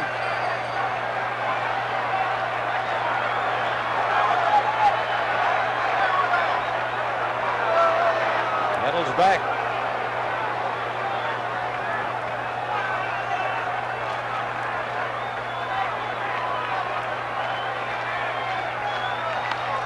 Slice to right, but curving foul back into the seats. One thing, Sparky Anderson really wants a sweep. He's had that bullpen going most of the game. Any sign of trouble, they're going to be in there. Wind may be a factor now, guys. The flags, especially those in left field, really blowing out, stiff. Get one up in that jet stream and it'll really carry. One out.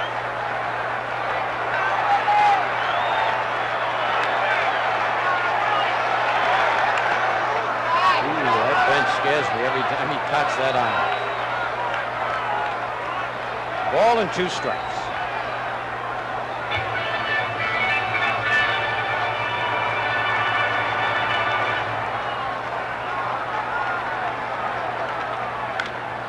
Straight away center field, and Geronimo's there. He can't find the hole. There are 2 out.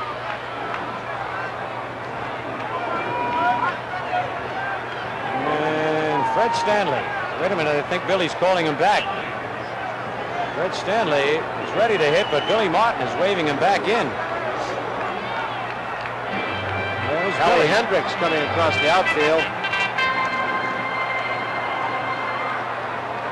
Well, you got to try for the long ball now, Joe. He can reach the seats here. He's primarily a pull hitter.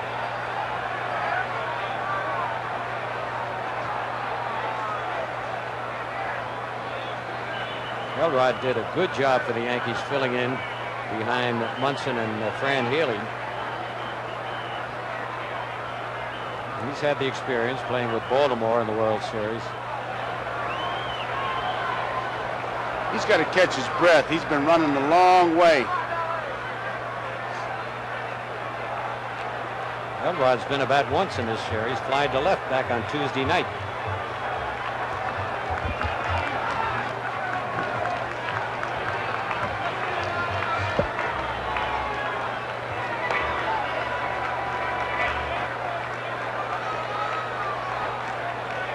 Maybe the big surprise of this series so far for Cincinnati is the group on the club, the 9 or 10 men who have the most to prove, Phil and Joe, and that's the pitching staff.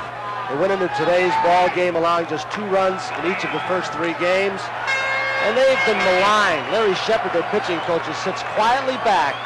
He doesn't say a word, but he's built a pretty solid pitching staff. There's Shepard. They don't get as many starts as a lot of teams with 20-game winners, but they're consistent all year long. Yankees used to do that. They always had those 15-2 guys, 11-1. The regular was 20-18. Good bullpen, too. Oh, the changeup had him out in front, strike one. But you're right, especially the way Anderson yanks him so quickly. Makes you think that the starters aren't doing a good job. Nettles at first, 2 out. The Reds lead 3-2 in the bottom of the 6th. He won't give Elrod a fastball. 2 beautiful changeups. 0-2. Sparky has a method in getting his starting pitchers out as early as he does. He feels that he prevents some sore arms. Late in the ball game, he brings the fresh guy in. They're tired at 7th, 8th, and 9th. They're more susceptible to bad pitches. The staff stays fresh the whole season. Hopped him up.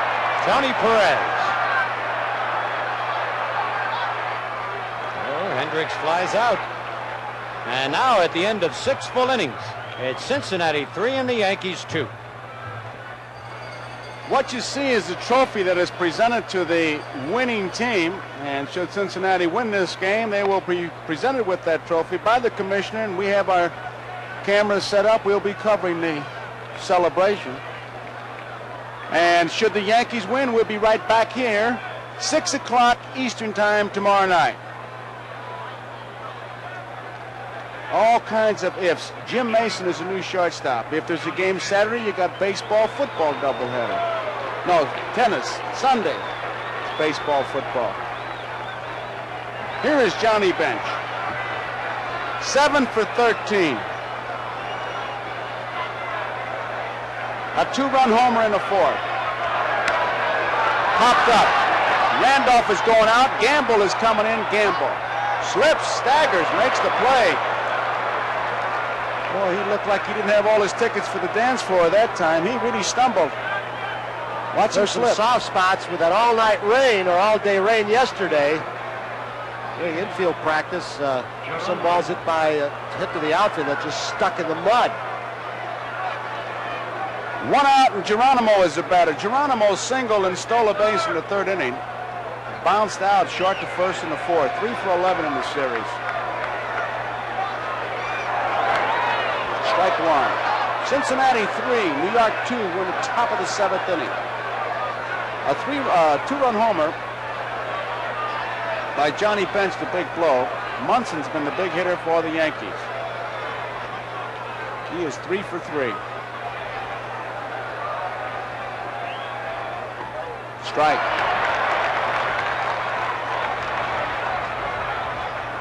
Figueroa, 3 runs, 5 hits, 2 errors. That's a line score.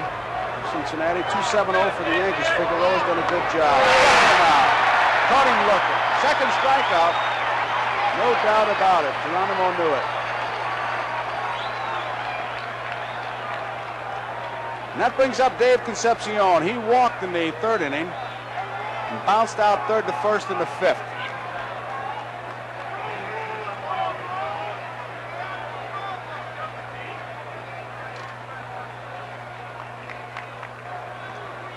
Three for 12 in this World Series. Dave Concepcion.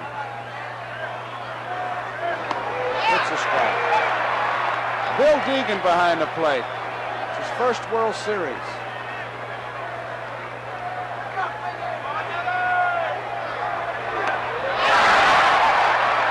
Strikes.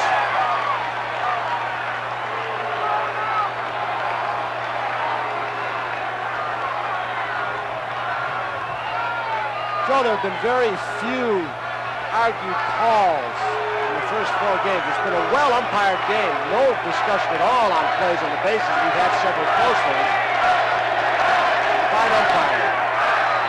Base hit. He just reached out for it, and it's a base hit. There's a case of a guy hitting a good pitch. Many times, it almost always bugs you. When a guy gets hit, they say it was a hanging curveball. That was in a good spot. Watching. Munson motioning. He wanted the ball a little bit lower, probably. Not belt high. He did fool. He had his tailgate flying. So Concepcion is on, and it brings up Pete Rose, and obviously a base-stealing threat. Davey gets a good lead at first. They've been able to get a 4-step jump.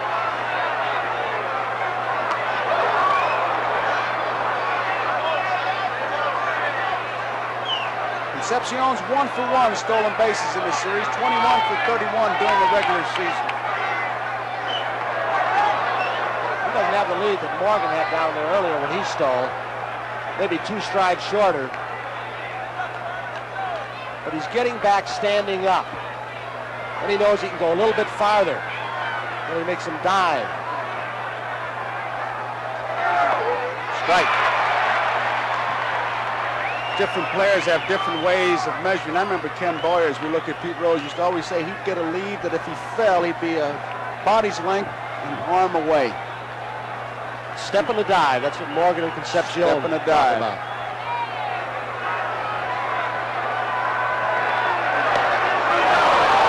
1 ball, 1 strike.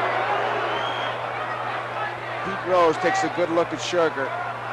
And he's just a little bit busier this time. I'd have to take a look. Here's where I gamble a pitch out, Phil. All right. See what happens.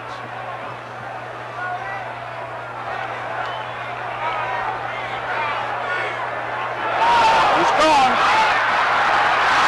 He got him. Might have got him too. Yep. Okay, Concepcion's out. Munson, a beautiful throw. We go to the bottom of the 7th inning.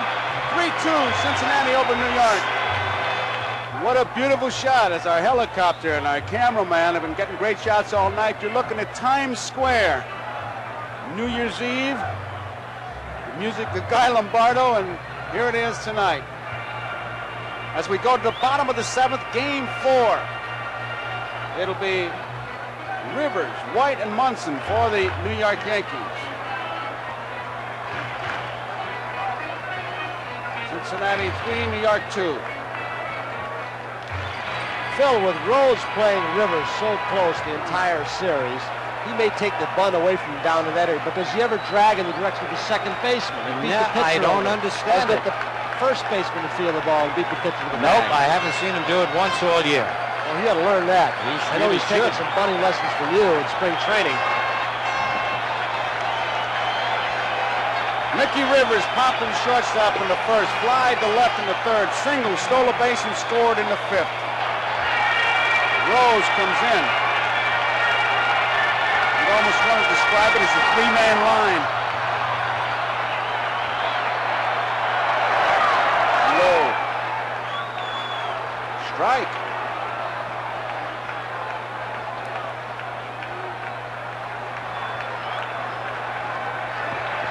One strike on Mickey Rivers. Cincinnati bullpen busy.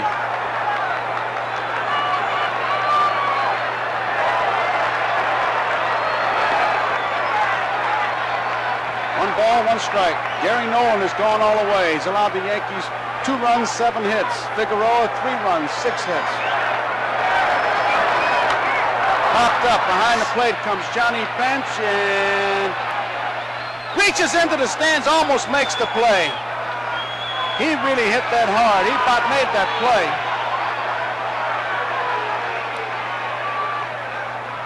He knew exactly where that wall was. Now watch once he get there, really reach in there. He's into the 2nd row. With that glove, it's almost like a first baseman's mitt. 1 ball, 2 strikes. Look at the umpire pursuing the play to see if there was going to be fan interference or see if he caught it cleanly. Good hustle by Deegan. What a try by Bench. Had a great catch of that guy's ear. Yeah. Bench. 1 ball, 2 strikes. Fly ball, left center field. Geronimo going over, so is Foster. Foster makes the play. Rivers is out. Bullpen keeps going for Cincinnati.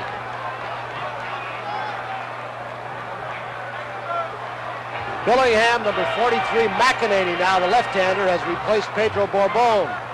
Sparky knows the value of a short left-handed relief man in this park. Roy White bounced second to first in the 1st inning, flied to right in the 3rd, flied to left in the 5th. Ball 1. Cincinnati 3, New York 2, bottom of the 7th. 1 out, nobody on. Ball 2. Herman Munson, the on-deck batter. He is 3 for 3. He has scored a run. He has driven in a run.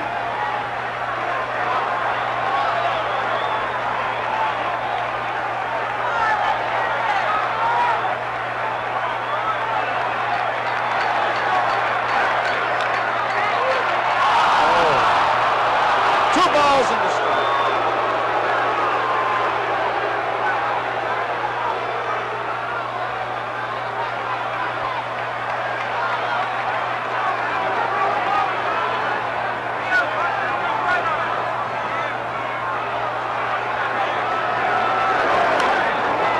Foul ball. Elston Howard makes the play. 2 balls, 2 strikes, 1 out. Cincinnati 3, New York 2, bottom of the 7th.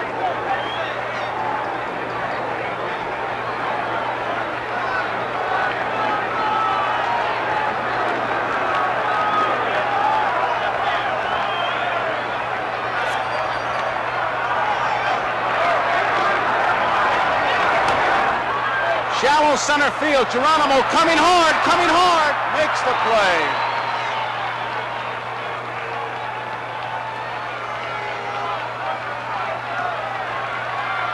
Two outs, and here is Thurman Munson. Should get a nice hand from this crowd.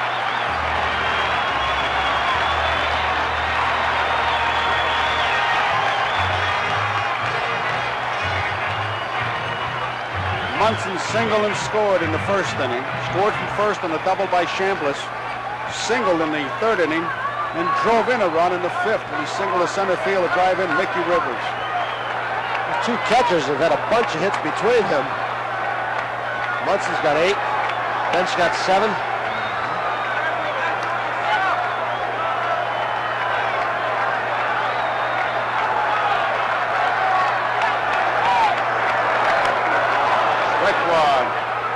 Munson has 5 consecutive hits. The series record is 6. Goose Goslin did it in 1924 for the Washington Senators against Pittsburgh. Did it over 3 games, 1-4-1. Big time at bat for Thurman.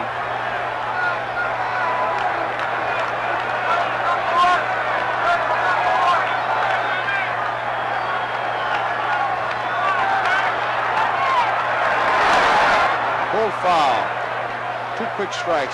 It's the first time he's tried to pull the ball, nobody on base. Yep. Nolan now, excuse me, Phil, he's getting that changeup or breaking ball a little bit more inside part of the plate. If you're wondering why the pitchers are walking around a lot, they're blowing in their hands, and I don't know who started the rule, but you can't do it on the mound, you must do it off the mound. I guess Good Housekeeping did that. I could never understand that rule. What's the difference with the way you do it?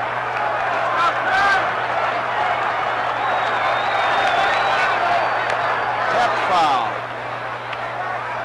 There's Yogi Berra, Billy Martin, Gene Monahan, the trainer. Sparky Anderson. Gary Nolan walks around the mound, leading by a run, Cincinnati. 3-2, bottom of the 7th. The 2 catchers are leading in hits. Munson has 8, Bench has 7.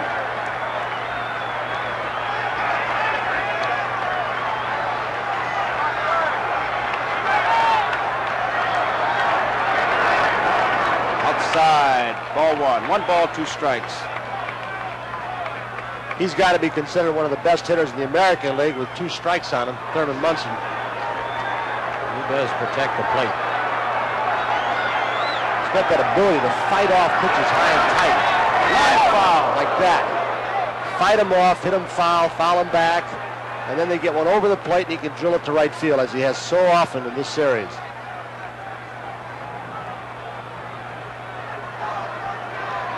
See where Gary Nolan is? That's okay. If he does that on the mound, it's a ball.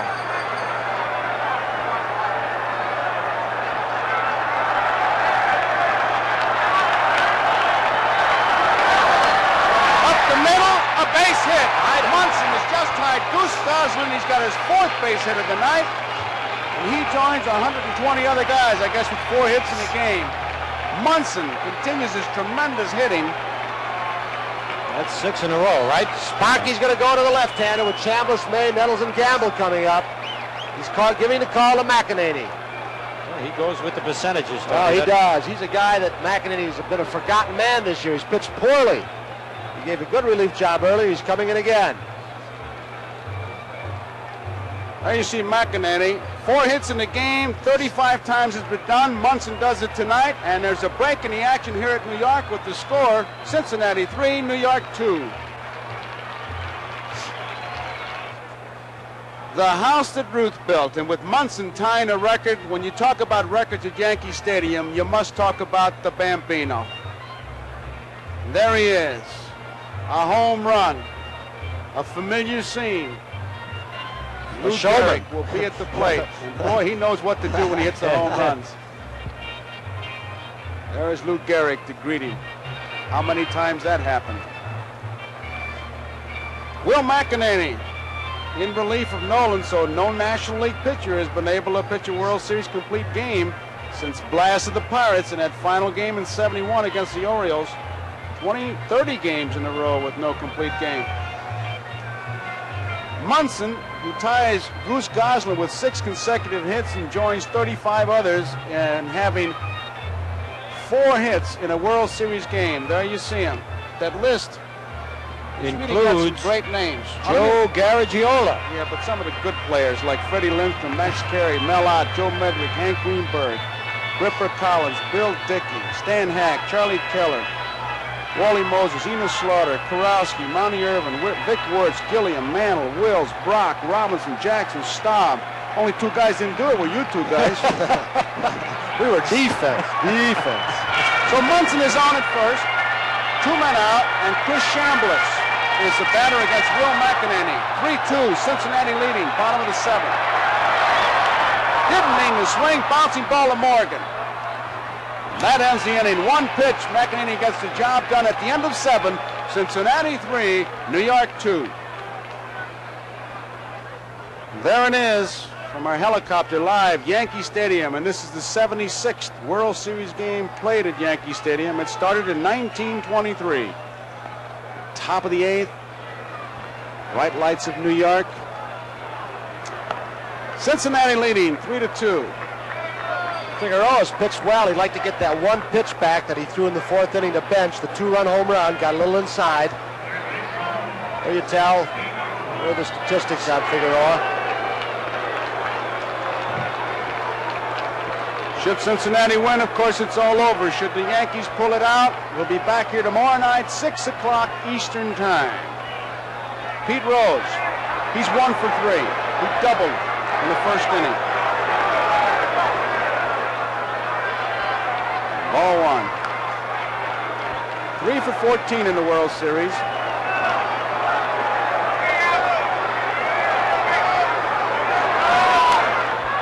Left center field, Mickey Rivers taking charge.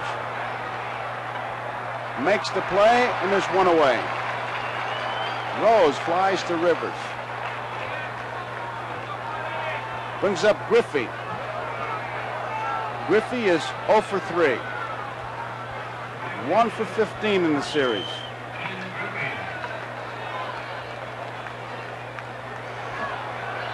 Top of the 8th, Cincinnati 3, New York 2. Strike.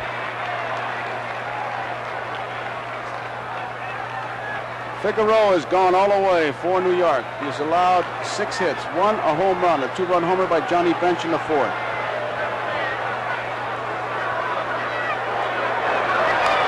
Bunted. Going to be a tough play for Nettles. They're going to let it roll. It rolls foul. Good play by Greg Nettles. That's known the home field. Sparky Lyle. You wonder with Rivers' speed, they don't tailor those lines in a little bit. Well, he doesn't put that much, as you mentioned, Tony, even down 3rd.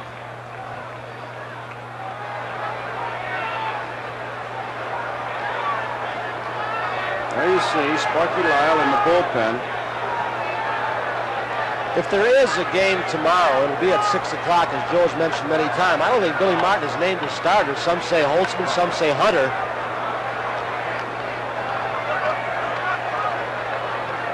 You have to wait and see, I guess, Tom. 2-strike pitch. Up in front of the plate, Munson's going to make the play, and he does. Griffey is out. Munson, Chambliss.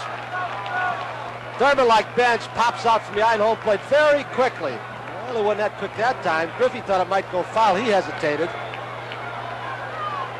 You got 2 of the best in the business behind home plate today, guys. Yes, in this World Series. So there are 2 away, and here is Joe Morgan. Morgan bounced out in the 1st, walked, stole a base and scored, and then singled. It's a strike. 5 for 14 in the World Series.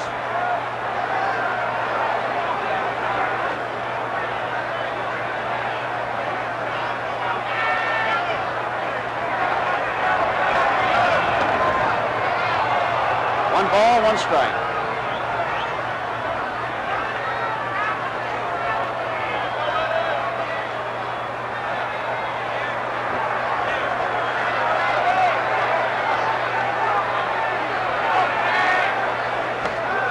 Fastball misses. 2 balls and a strike. In the 8th, Cincinnati leading 3-2. Ed Figueroa. Nolan started for Cincinnati. McEnany has come on. Deep to right center field. Rivers gonna have room. Makes the play. So it's 1-2-3 for Cincinnati in the 8th. We go to the bottom of the 8th. Cincinnati 3, New York 2. Yankee Stadium from above. Cincinnati leading 3-2, bottom of the 8th, and Billy Martin has gone to his bench. Lou Piniella, who is 3 for 8 in this series, will pinch hit for Carlos May.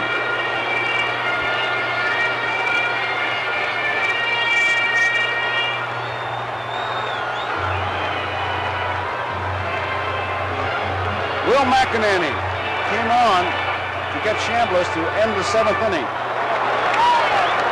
Ball 1.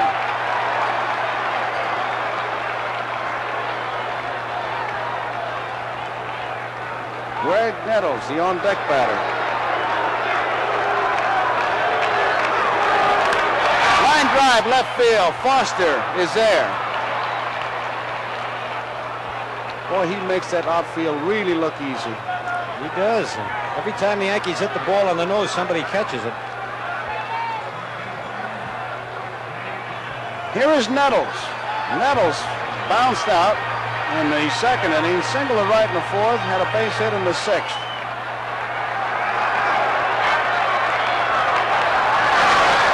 Strike.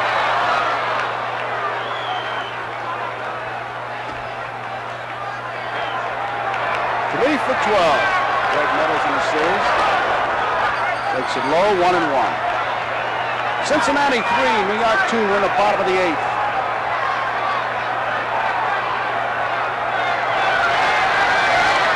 Moves him back. 2 balls and a strike. Nobody on, 1 man out.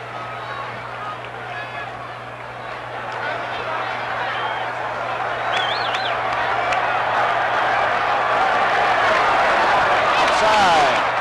3 balls and a strike.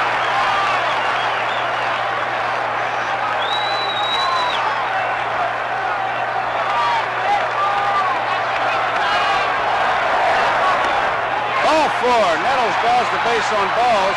And just as McEnany delivered the pitch, Concepcion moved behind the bag. They had overshifted. McEnany walks Greg Nettles, and it brings up Oscar Gamble. Raleigh Eastwick has begun to throw now for Cincinnati.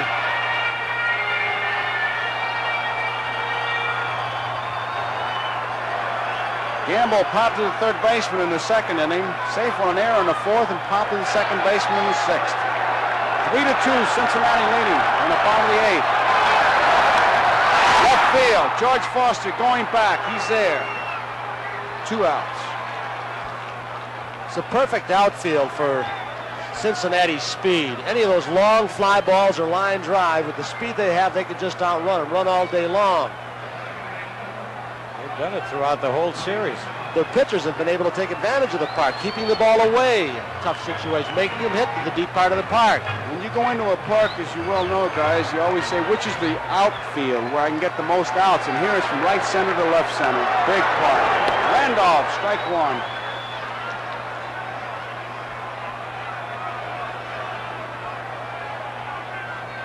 You play them a certain way, and your pitchers have to pitch them, so they hit that way.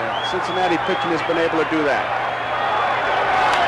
Bouncing ball to Concepcion. He's got it to Morgan. The force is on. That ends the inning. So at the end of 8 complete innings, Cincinnati 3, New York 2. The preceding message was furnished by Major League Baseball. It'll be Perez, Dreesen, and Foster in the top of the 9th against Figueroa, who has gone all the way. Cincinnati 3 runs, 6 hits, and 2 errors. The Yankees 2 runs, 8 hits, and no errors. Looking ahead, the bottom of the 9th for New York, it'll be Mason or a pinch hitter, Rivers and White. Perez bounced out. Chambliss unassisted in the 2nd inning, lined to center field in the 4th, bounced out 3rd to 1st in the 6th. 5 for 16 in the World Series. affectionately called Dog, Top Dog.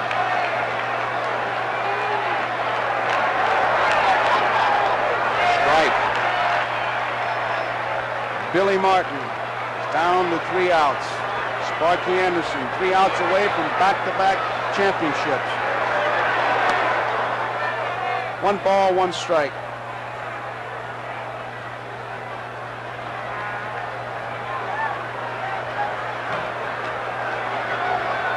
Nobody on, nobody out. Top of the 9th, Cincinnati leading by a run.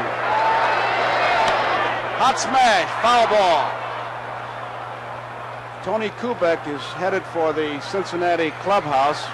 Should they win, we will, as always, been doing it for 30 years now, we'll cover the winning clubhouse. 1 ball and 2 strikes, Tony Perez.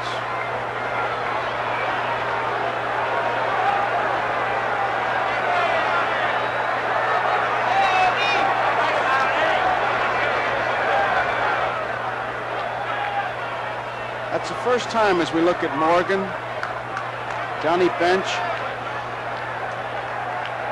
Sparky Anderson. First time that Figueroa, I believe, shook Munson off, Phil. You very seldom shake Munson off. 2 balls and 2 strikes. Top of the 9th, Cincinnati leading 3-2.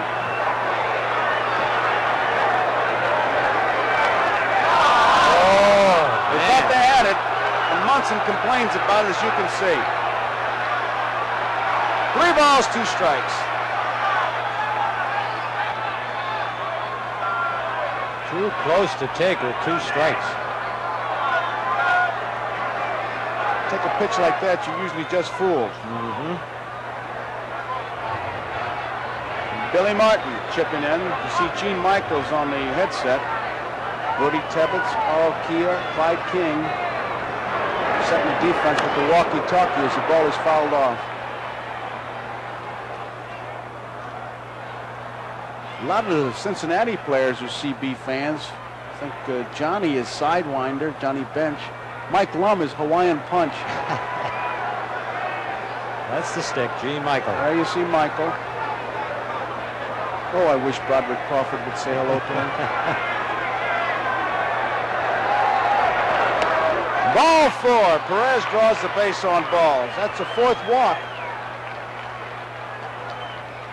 Given up by Figueroa.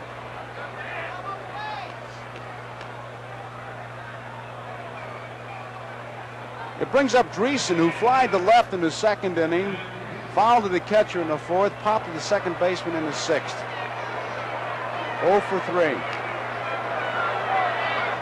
The designated hitters, that really tells the story. Cincinnati 357, the Yankees .070. And Sparky said he doesn't like the designated hitter. And after having used him, he thinks less of it. Yankee designated hitters haven't even hit the area code. Nope. Did well during the season, but not this year.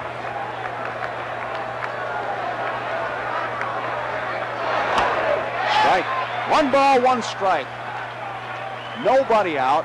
Perez is at first base. 3-2, Cincinnati leading, top of the 9th. It's Mason or a pinch hitter, Rivers and White for the Yankees in the bottom half of the 9th. 2 balls and a strike. Munson won't throw the ball back. Figueroa has to motion for it. He's John with Bill Deegan. They're going at it pretty good.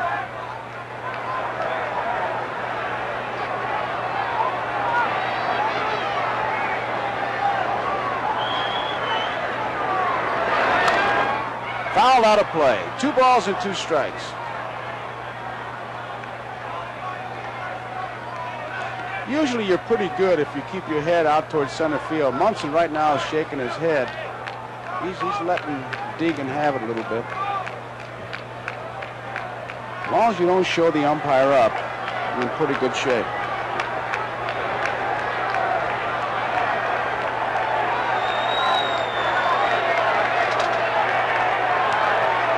2-2 pitch. Gets away from Munson. It heads for the dugout, misses it, and Perez stops at second. It's a wild pitch charged to Figueroa. Here's the pitch. Looked like a breaking ball. Thurman tried to backhand it, couldn't find it for a minute. Every time you throw the curve that breaks away, it bounces the other way, Joe, doesn't it? Sure does. It's a play you just have to practice in spring training, boy, and you hate it. Lee Wyer's calling time. Bruce Fleming is calling time now at first base. They got some jawing going on. Billy Martin and Fleming. Oh, he threw Martin out. Here we go. Bottom of the ninth inning, and now Fleming is going after with Martin.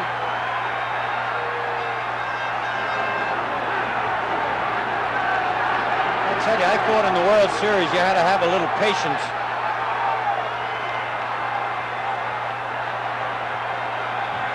Something a lot of the Yankee ball players have said, Joe, they're not taking anything away from the American League umpires, but they figure the American League umpires don't want to make it look like they're giving the Yankees any breaks. And so a lot of the close calls have gone against the Yankees. Billy Martin ejected. Earl Weaver was thrown out by Shad Crawford in 1969. And now Billy Martin has just been launched. It's kind of I have to say, a unique time. Nothing was really happening. It was a wild pitch. Perez went to second. Wire at third base pointed to the dugout. Then Fromming pressed the button and Billy was gone. Foul tip. There is Fleming. Gone. Now here comes Billy. You're going to throw me out, you're going to hear my whole speech. And if you could read lips, you know what Fleming said. That was rated X.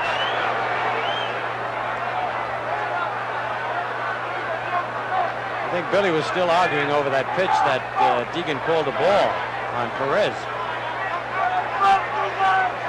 3 balls, 2 strikes. Nobody out. Perez is at second. Cincinnati's leading 3-2. We're in the top of the ninth.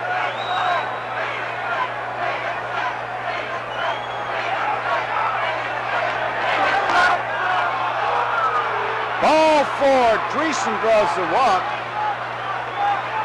And here comes Yogi, who obviously is running the club with Billy Martin having been ejected. Yogi getting a standing ovation from this crowd.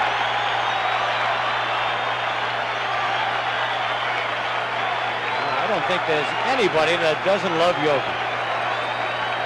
Well, if Figueroa get a big hand. Yep. Good. Listen.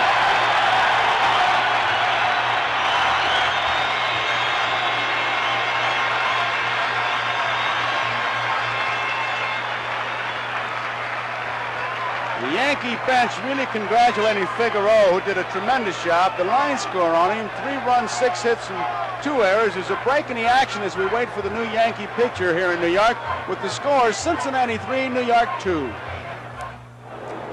Yogi Berra, the acting manager, as we wait for Tidrow to come on. Cincinnati leading 3-2. Base runners at first and second. We're top of the ninth. Nobody out. Should this game end and Cincinnati become the champions, still a big weekend of sports on NBC. Next Saturday, the richest women's tennis tournament ever, the $200,000 Colgate inaugural. The players left as of Thursday: Chrissy Everett, Nancy Ritchie, Virginia Wade, Martina Navratilova. They'll be competing for a top prize of $45,000. Coverage of the singles finals and the Colgate inaugural begins Saturday from Mission Hills Country Club in Palm Springs. Begins at 4 o'clock Eastern Time. And then Sunday, it'll be, there it is, grandstand always begins and a doubleheader football. Check the local listings for the game in your area.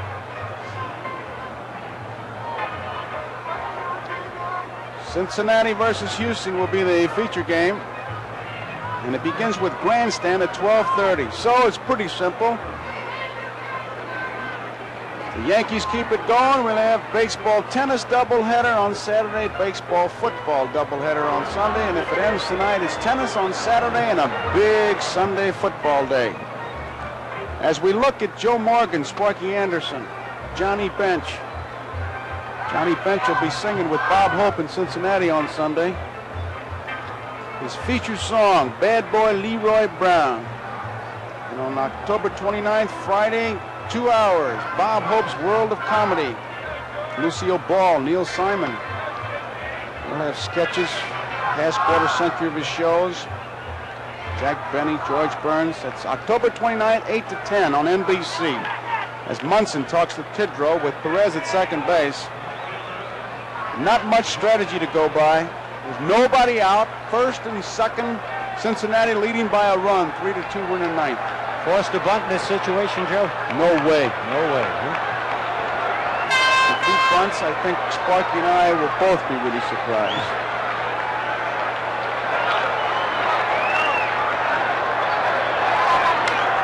Straight away center field. Perez is tagging up, and so is the base runner Dreesen at first. Rivers makes the play. Perez is heading for third. The throw is not in time. So they get Foster, but they pick up a base.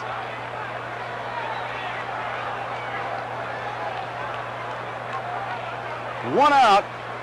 Dreesen remains at first. Johnny Bench is the hitter.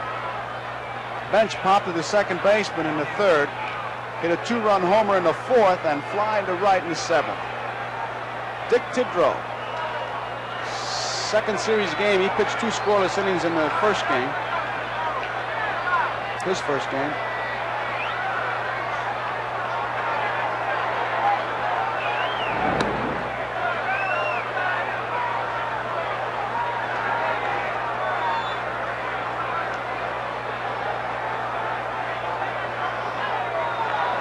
Dreesen's at first, Perez is at third.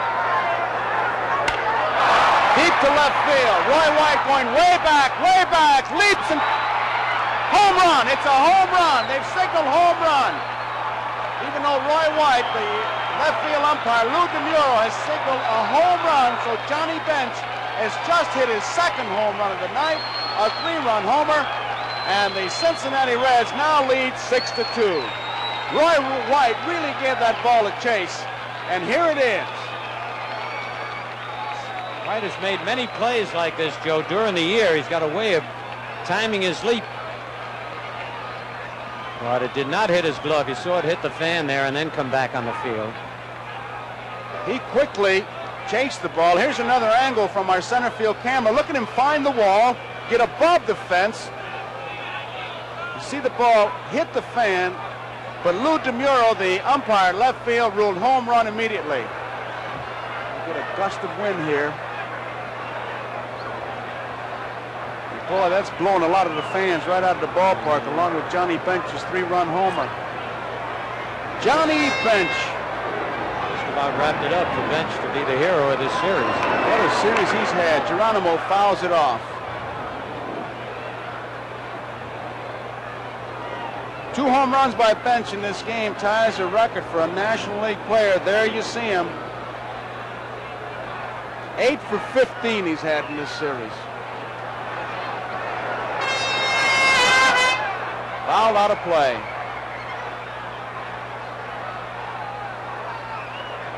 Both catchers have hit well. Johnny Bench really productive. He has driven in 5 of the 6 runs. Foster drove in the other one for Cincinnati.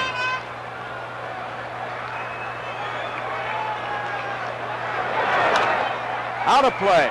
Count remains 1 ball, 2 strikes, 1 out. 3 runs are in.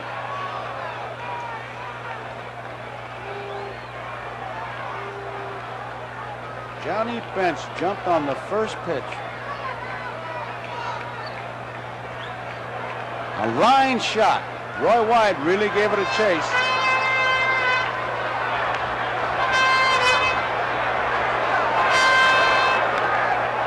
Out of play.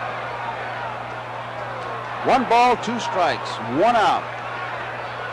Nobody on, 3 runs in. Cincinnati 6, New York 2, top of the ninth.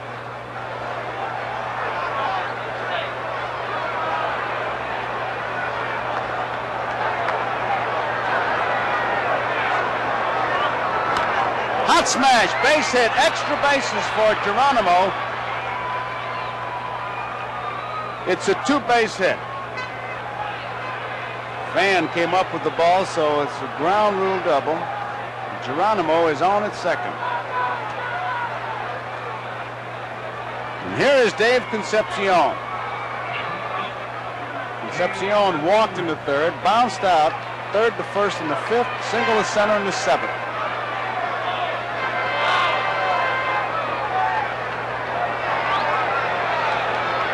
He's a long way from that plate. Sidewinding Tidrow has backed him up a bit.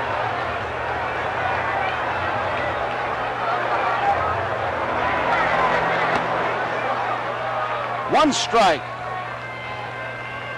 Man, that Concepcion got stepped on by Randolph, bothering him in the left hand.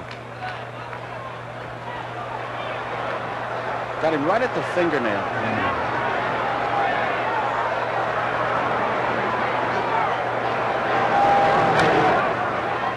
Fair ball. It's extra bases. Geronimo will come to score as the fan grabs that ball, and Geronimo has himself a double. It's a 7-2 ball game, and here comes Yogi once again. So the Cincinnati Reds really putting it on ice here in the top of the ninth. Johnny Bench, a 3-run homer.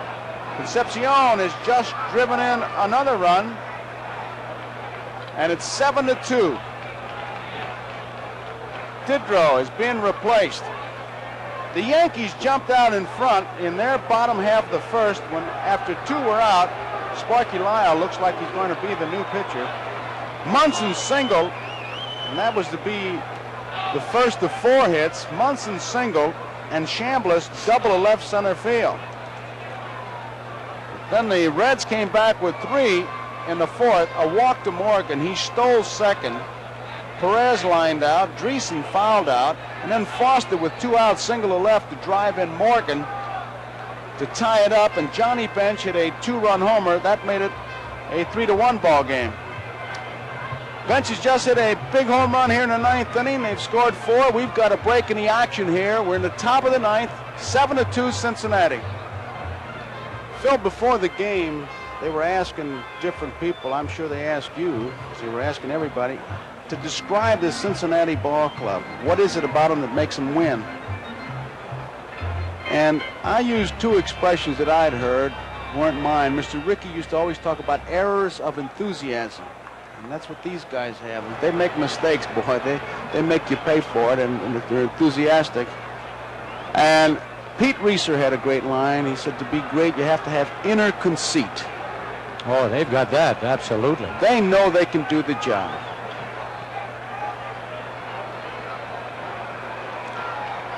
Sparky Lyle.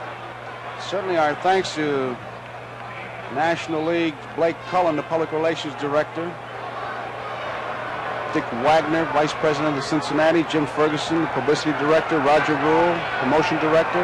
For the Yankees, Cedric Callis, the Vice President. And Marty Appel, Publicity. And Barry Landers, Promotion Director, for all the help they've given us. Bob Fisher of the American League. As Pete Rose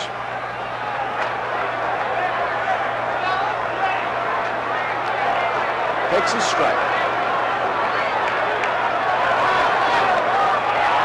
Strike 2.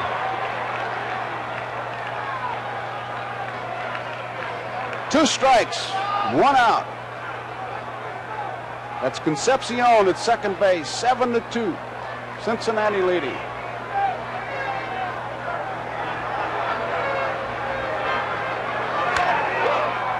Right at Randolph, he's got it. Flips to Chambliss. Rose is out. Concepcion moves to third.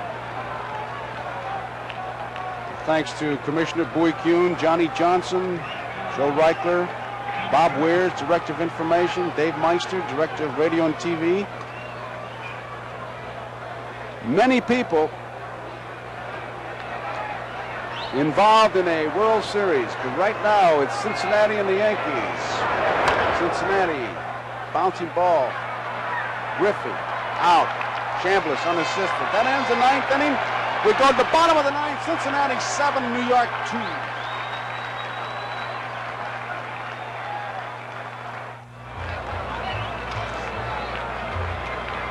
Bottom of the ninth inning. Cincinnati out in front by the score of 7-2. Otto Velez has come out of the Yankee dugout. He'll be the pinch hitter against Will McEnany. Velez is batting for Mason.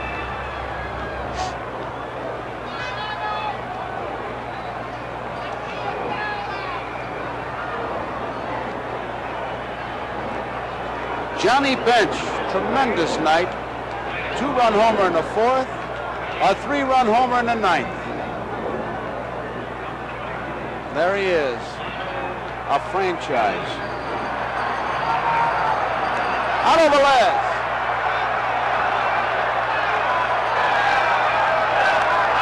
Out of play, strike one.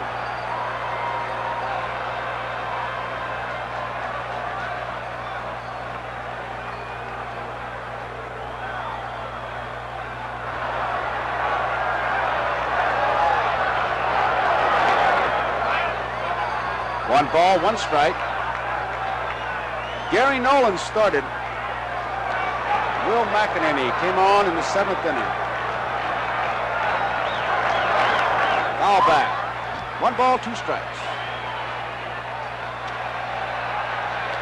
Cincinnati 7, New York 2. Bottom of the ninth, game 4.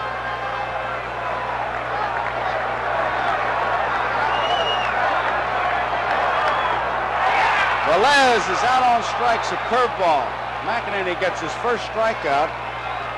1 out, and it brings up Mickey Rivers.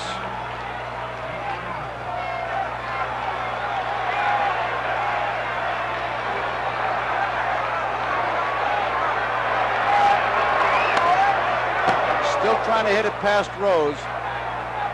Needless to say, Rose is right on his doorstep as we look at the Cincinnati dugout. They're poised, ready for the victory celebration.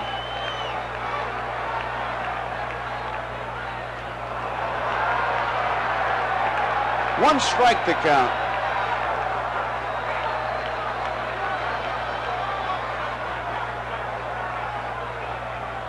Two youngsters fighting for that foul ball down there. That's why time is being called. Ah, they got him back in the stands. Right to Pete Rose. He got him. The one ball he hit hard, and Pete Rose was there. Nicky Rivers finally lines one at Rose, and what do you think, Phil? He caught it. It's right there. 2 outs, and the Yankees are down to their last out. Roy White. If Roy White should get on, it'll give Munson a chance to be the first player ever to get 5 hits in the game. He's already gotten 4.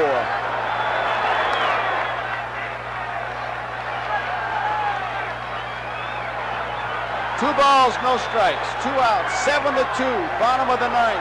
Cincinnati leading. This could be it, left field. George Foster, Geronimo Foster makes the catch. That's it. The Cincinnati Reds win the World Series in 4 straight. It was a sweep. The final score, Cincinnati 7, the New York Yankees 2. And the Cincinnati Reds win their 4th World Championship. They won in 1919, 1940, 1975, and 1976, becoming the first National League team to win in consecutive years since the New York Giants did it 1921 and 1922. And the Reds' 7-game sweep in postseason play, and the first team to do that, and there they are, led by Pete Rose, Pat Zachary. It's the first 4-0 series since 1966 when Baltimore did it over Los Angeles. Bob Bailey, Cincinnati Reds have just won it. There goes the commissioner. The winner is Nolan. It's his first series victory. 7 starts, and the American League edge is now 43-30 in World Series play as the Cincinnati Reds defeat the New York Yankees 7-2. Phil, what do you think? Well, I'm very disappointed, Joe. I know I was rooting for the Yankees, but it was unbelievable what this club did. They made a couple of mistakes tonight, but like you said, they make a mistake, but they got a string on it. They take it back. It's a tough ball club, this Big Red Machine, and now you see Johnny Bench, who was voted the most valuable player in this World Series. Bench, who was two-time National League most valuable player, was the most valuable player in this series, and certainly deservedly so, with a tip of the hat to Thurman Munson, his counterpart on the Yankees. Munson had himself 4 big base hits, but Bench had 2 big home runs, a 2-run homer in the 4th, and he had that big blast in the 9th, which really nailed it for the Cincinnati Reds. There is the clubhouse, Bob Bailey, Alcala, there is Nolan, Pat Zachary, Pete Rose, Larry Starr, the trainer, McEnany right in the middle. And shortly, of course, the champagne will come, and Tony Kubek is there, and let's go to Tony in the clubhouse. All right, Joe and Phil, with me, little Joe Morgan. You had a few bad hops, but congratulations. 2nd consecutive World Championship. It's always more difficult to repeat, Joe. Right, the second time around is always the toughest, and I tell you what, I'm very pleased. I'm very happy for all the guys because they're a great bunch of ball players, and they put it all together there toward the end of the season and went right through the playoffs and right on into the World Series. And they're great. It's just great to be on a team like this. Joe, I think it can honestly be said, and your pitching staff has been maligned, but they gave up just 8 earned runs in 4 ball games. They said that was your weakness. I've never believed it's a weakness. I know you haven't either. Right, I've said all along, ever since I've been here, that the pitching staff is underrated here because we don't have a big 20-game winner because Sparky uses the whole staff all the time. And that keeps guys from winning 20 games, but they do the job that we asked of them. Hold them close, and we'll get them some runs. And that's what we've been doing all year, and we worked out that well in the playoffs and the World Series. Joe, the big question's been asked most of this week during the off days, rain yesterday. Is this ball club really as good as the all-time great teams? I really believe it is. I think you could play in any era and compete with any team in the history of baseball. I don't see how you can have a much better team. You may can, but I don't see how, because we have hitting, average hitting, we have power hitters, we have base running speed, we have base stealers, we have a good defense, and we have a very good pitching staff, as you just mentioned, and I don't see how you can have much better than that because we put it all together and use it all, and plus on top of that, we're very aggressive. I got to do one more thing. Wes Stock said you're supposed to call him about something out in the West Coast. He's a new pitching coach with Seattle. You give him a call. He wants you to do a clinic for him. Okay, thank you, Joe. All right, right now, the Commissioner of Baseball, Bowie Kuhn, Sparky Anderson, congratulations. The President of the club, Bob Hausum. The Chairman of the ball club, Mr. Lewis Nippert. Congratulations to y'all. And Mr. Commissioner, I'm going to let you do the honors. All right. Tony, I'm very proud on behalf of professional baseball to present to Gus and to Bob and to Sparky and to this great championship team of Reds. The first team to win 2 consecutive World Championships in the National League since 1921-22. A truly great team, beautiful trophy, emblematic of this team and what you've achieved. Congratulations to you all on behalf of everybody in baseball. Let the boss speak. There you go. All right, let me get over here. This is the Chairman of the Board of the Cincinnati Reds, Mr. Lewis Nippert. Congratulations, sir. Thank you. Well, it's a great satisfaction to say the least, and we're very happy for the team to put up the show they did, and the team here in New York gave us a good go of it. Mr. Nippert, I see your wife give you a little peck. You've got all lipstick over your face. Congratulations. Bob Hausum, the president of the ball club. Well, Tony, this was one I wanted more than anything because I think that you may only see the last balanced teams of baseball, and I wanted it so bad because this was a great club, and they worked so hard, and Sparky and his coaches did such a great job. Bobby, you did it in such style. You proved that your pitching staff that you helped put together with some trades and bringing them through the farm system, it's been maligned, but it's been a good pitching staff. It showed in this series. They did a fine job. I think everybody did a great job for us, all 25. They helped us win, and it takes 25, Tony, as you know, when you played. And it's more difficult to repeat. Commissioner Sparky Anderson, I want to get a word from Sparky. Congratulations, Spark. Tony, thank you. But the proudest I think I am of this club is they showed that you can have class and pride and still be world champions. You don't have to be madmen and the different kind. This club here is the greatest club that's come down the pike for one reason. They got more class than any other baseball team has ever had. There's one guy shows the way, and that's you, Sparky. Thank you so much. Commissioner, any final words? Johnny Bench with 2 big home runs. Baseball commissioner. All right. Thank you, sir. Johnny, what a way to have a World Series after somewhat of a disappointing year. Fantastic. 2 home runs. What a way to make a year. That made it, Tony. Mom and Dad out there, and I know they're excited as I am. I think in all my years, this is probably the biggest thrill I've had. All right, John. We're going to have you take a look and tell us about the home run that you hit, the second home run. Well, I thought he was going to throw me a fastball running in on me. I was where the play, and it looked like it was a slider. I really stayed with it. I wanted to hit the ball in the air somewhere and try to get that run in because I really didn't feel safe with a 1-run lead at that point. Johnny, Rivers didn't get on base to try and challenge your arm. Every time somebody did, you gunned them out. The Yankee ball club struggled along, but your pitching staff, to me, is the thing that was so important, I know, to you guys in this ball club. Well, they didn't get the credit. I knew they could do the job. I really wanted to play them down as much as I could because sometimes when you don't give a guy enough credit, you really don't look for that much. And these guys, Gary Nolan, what a story, and Gullett, it's just, you can go down the line, Tony, but this is just one great effort. I've never really enjoyed anything as much as I have tonight. John, I don't know if you've heard this or not. Our producer, Roy Hammond, just gave me the word. You were named most valuable player of the 1976 World Series. Congratulations. Thank you very much. What a thrill. It makes up for it, everybody, and I'm just so excited because this ball club deserved it. John, congratulations, and thank you. Come on, let's come on and Pete. Peter.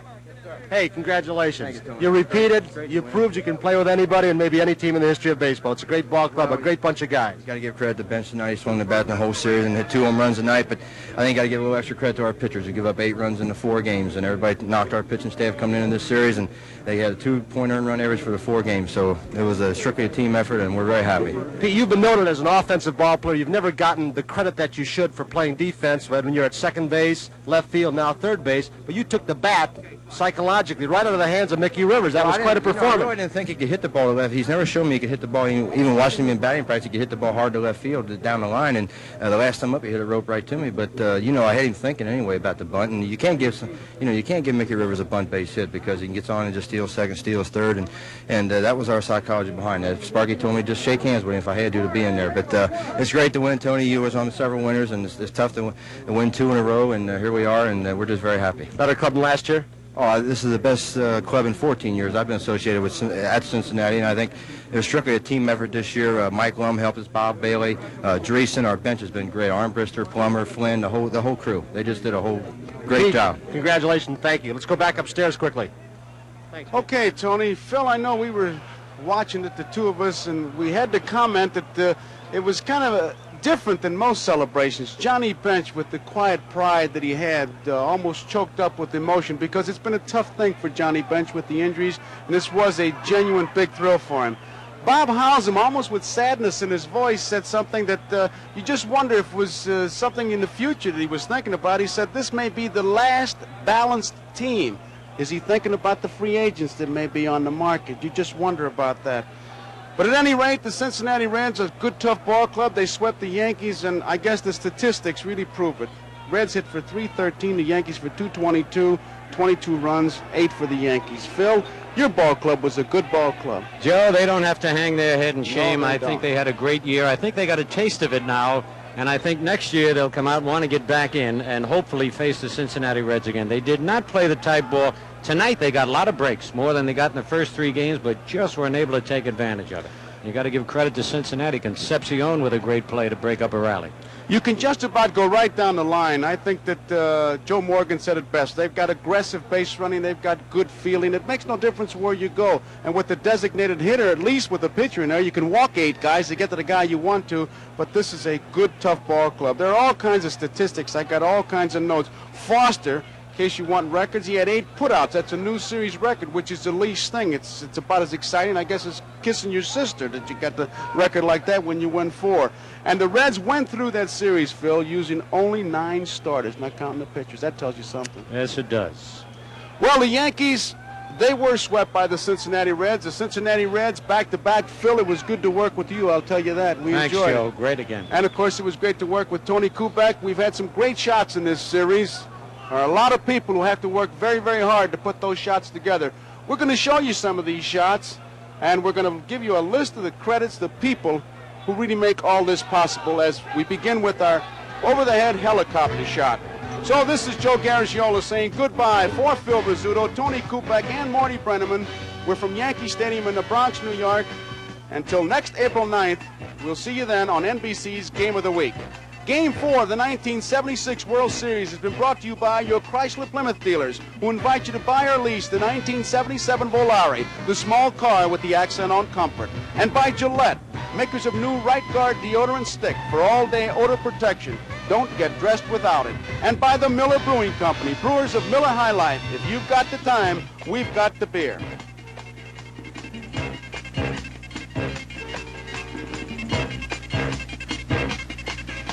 As we look at the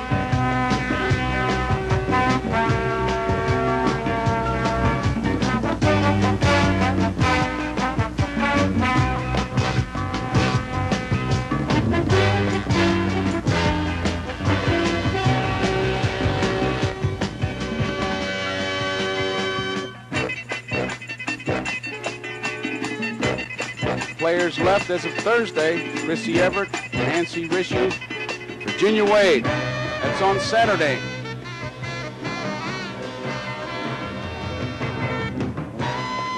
As I look at those names, having worked with many of them, you can just see what cameras they man. The great shots from the center field camera, from third base, first base, from behind the plate. Plays at second base, you were right there. The throws from the catcher. Good job, guys. You always hear about the Joe Garagiolas and Tony Kubeks and the Phil Rizzutos and Marty Brennemans. These are the people that make it possible. And a reminder about next Sunday, we'll have a big doubleheader, football doubleheader, and it all starts with Grandstand. Check your local listings for the game. Of course, it begins with Grandstand, and as always, right here on NBC.